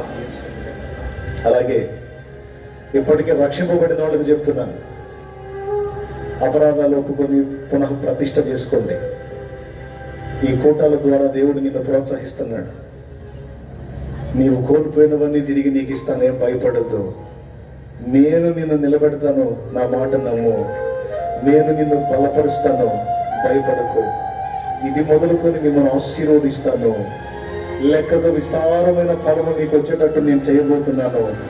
ఇక ముందు నేను నీకు తోడై ఉన్నానన్న సంగతి ఇంకా బాగా నీకు అర్థమయ్యేటట్టు నేను నా కార్యములు చేయబోతున్నానని నా ప్రభువు మాట్లాడుతున్నాను. విశ్వసించిన వాళ్ళందరూ స్వతంత్రించుకుంటారు. ఖాళీ అయిపోయిందని ఆత్మీయ జీవితం, బాణలు నింపబడ్డట్టు నింపబడతాం మళ్ళీ అభిషేక తైలముతో. యేసయ్యా నా ఘనదైవమా, నా అభిషేక తైలమా, ఆనంద సంగీతమా, యేసయ్యా నా ఘనదైవమా, నా అభిషేక తైలమా, ఆనంద సంగీతమా, నీకే నా స్తోత్రము, స్తోత్ర సింహాసనం, నీకే నా స్తోత్రము, స్తోత్ర సింహాసనం, యేసయ్యా నా ఘనదైవమా. ప్రార్థన చేసుకుంటా. టైం చాలా అయింది, ప్రార్థన చేసాం. పరిశుద్ధుడైన మా తండ్రి, ప్రేమ స్వరూపేగ దేవానికి స్తోత్రం. నీ పాదాల చెంతకు మిగులు ఆశతో వచ్చి వినయంతో విధేయతతో నీ పాదాల చెంత కూర్చొని నీ ఉపదేశాన్ని విన్న నీ బిడ్డలందరినీ జ్ఞాపకం చేసుకొని ఆశీర్వదించు. నువ్వు మా దగ్గరికి వచ్చేటప్పుడు బహుమానాలు తీసుకుంటావు, ఎందుకంటే నువ్వే మాకు ఒక పెద్ద సంపదల గని, నువ్వే మాకు ఒక అతిపెద్ద బహుమానం. ఇంకా మాకెందుకు మా బ్రతుకుల్లోనికి రా, మళ్ళొక్కసారి మళ్ళా నిన్ను ఆహ్వానిస్తున్నా. మా జీవితాల్లోనికి రా, మా హృదయాల్లోనికి రా, మా హృదయ సింహాసనం ఆశీర్వై. మేము కోల్పోయిన ఆధ్యాత్మిక జీవాన్ని తిరిగి మాకు దయచేయి. మేము కోల్పోయిన అభిషేకాన్ని తిరిగి మాకు దయచేయి. ఖర్చు అయిపోయింది నాయనా, నూనె ఖర్చు అయిపోయింది. తిరిగి క్రొత్త తైలముతో మమ్మల్ని నింపు, మమ్మల్ని బలపరచు, ఆత్మీయ అభివృద్ధి కలిగించు, సాతాను శోధనలు లయపరచు. ఈ రాత్రి ఎంతమంది అయితే తమ జీవితాల్లో నిన్ను ఆహ్వానిస్తున్నారో, ఎంతమంది అయితే యేసు ప్రభువా ఇక నువ్వే దిక్కంటున్నారో, వారందరినీ కూడా నా ప్రభువా నీవు సిద్ధపరిచి, నీ రక్తముతో వారిని కడిగి పరిశుద్ధపరిచి, నీవే నీతివై నీవే పరిశుద్ధతవై, నీవే జ్ఞానమై, నీవే విమోచనమై మమ్మల్ని అందరినీ ఆశీర్వదించమని యేసు నామములో ప్రార్థించి పొంది ఉన్నాం తండ్రి. ఆమేన్. ఆమేన్. ప్రభు యేసు రక్తమునకే జయం, ప్రభు యేసు రక్తమునకే జయం, ప్రభు యేసు నామమునకి సంపూర్ణ విజయం కలుగును గాక. హల్లెలూయా, హల్లెలూయా, హల్లెలూయా. నిజంగా నీ జీవితంలో తీర్మానం స్థిరమే అయితే రేపు పగటి వేళ రక్షణకు సిద్ధపడు. ఈ రోజు ప్రార్థనలో గడిపి పాపాలు ఒప్పుకొని మొత్తం కడిగేసుకోవడానికి సిద్ధపడు. రేపు ఉంది కార్యక్రమం. అలాగే అనేక మంది రక్షింపబడాలని విశ్వాసాల ప్రార్థన చేయండి. అలాగే ప్రభువుని మళ్ళీ ఆహ్వానించండి. నా తండ్రి నీ హృదయపు తలుపు దగ్గర నిలబడి తడుతున్నాడు. ఇప్పుడు మళ్ళా నువ్వు తలుపు తీయాల్సిన పరిస్థితి వచ్చింది. తీసి ఆహ్వానించి మళ్ళా సింహాసనం వేయి. క్రొత్త కార్యాలు చూస్తావు, నూతన కార్యాలు చూస్తావు. అదేందన్నా ఆల్రెడీ మన హృదయంలోనే ఉన్నాడుగా అనుకోవద్దు. ప్రకటన గ్రంథం 3:20 దూతతో చెప్తున్నాడు, తలుపు దగ్గర నిలబడి తట్టుచున్నాను. అదేంది లోపల బయటికి ఎప్పుడు పోయాడు? పోయి చాలా రోజులు అయింది. అట్లాగా మనలో ఉన్నాడు బయటికి పోయి ఎన్నో లేదో మనకు కూడా తెలియదు. అందుకే పిలవమని చెప్తున్నా, ఆయన పాదాల దగ్గర పడి ఏడవమని చెప్తున్నాను, మొర్ర పెట్టమని చెప్తున్నా, అభిషేకించమని మొత్తుకోమని చెప్తున్నా. ఈరోజు ఈ మాటలు విన్నావు. ఇక్కడ నుంచి వెళ్ళేటప్పుడు ఖాళీగా పోవద్దు. శక్తితో నింపబడి, బలంతో నింపబడి, అభిషేకంతో నింపబడి, ప్రభావంతో నింపబడి కదలాలా.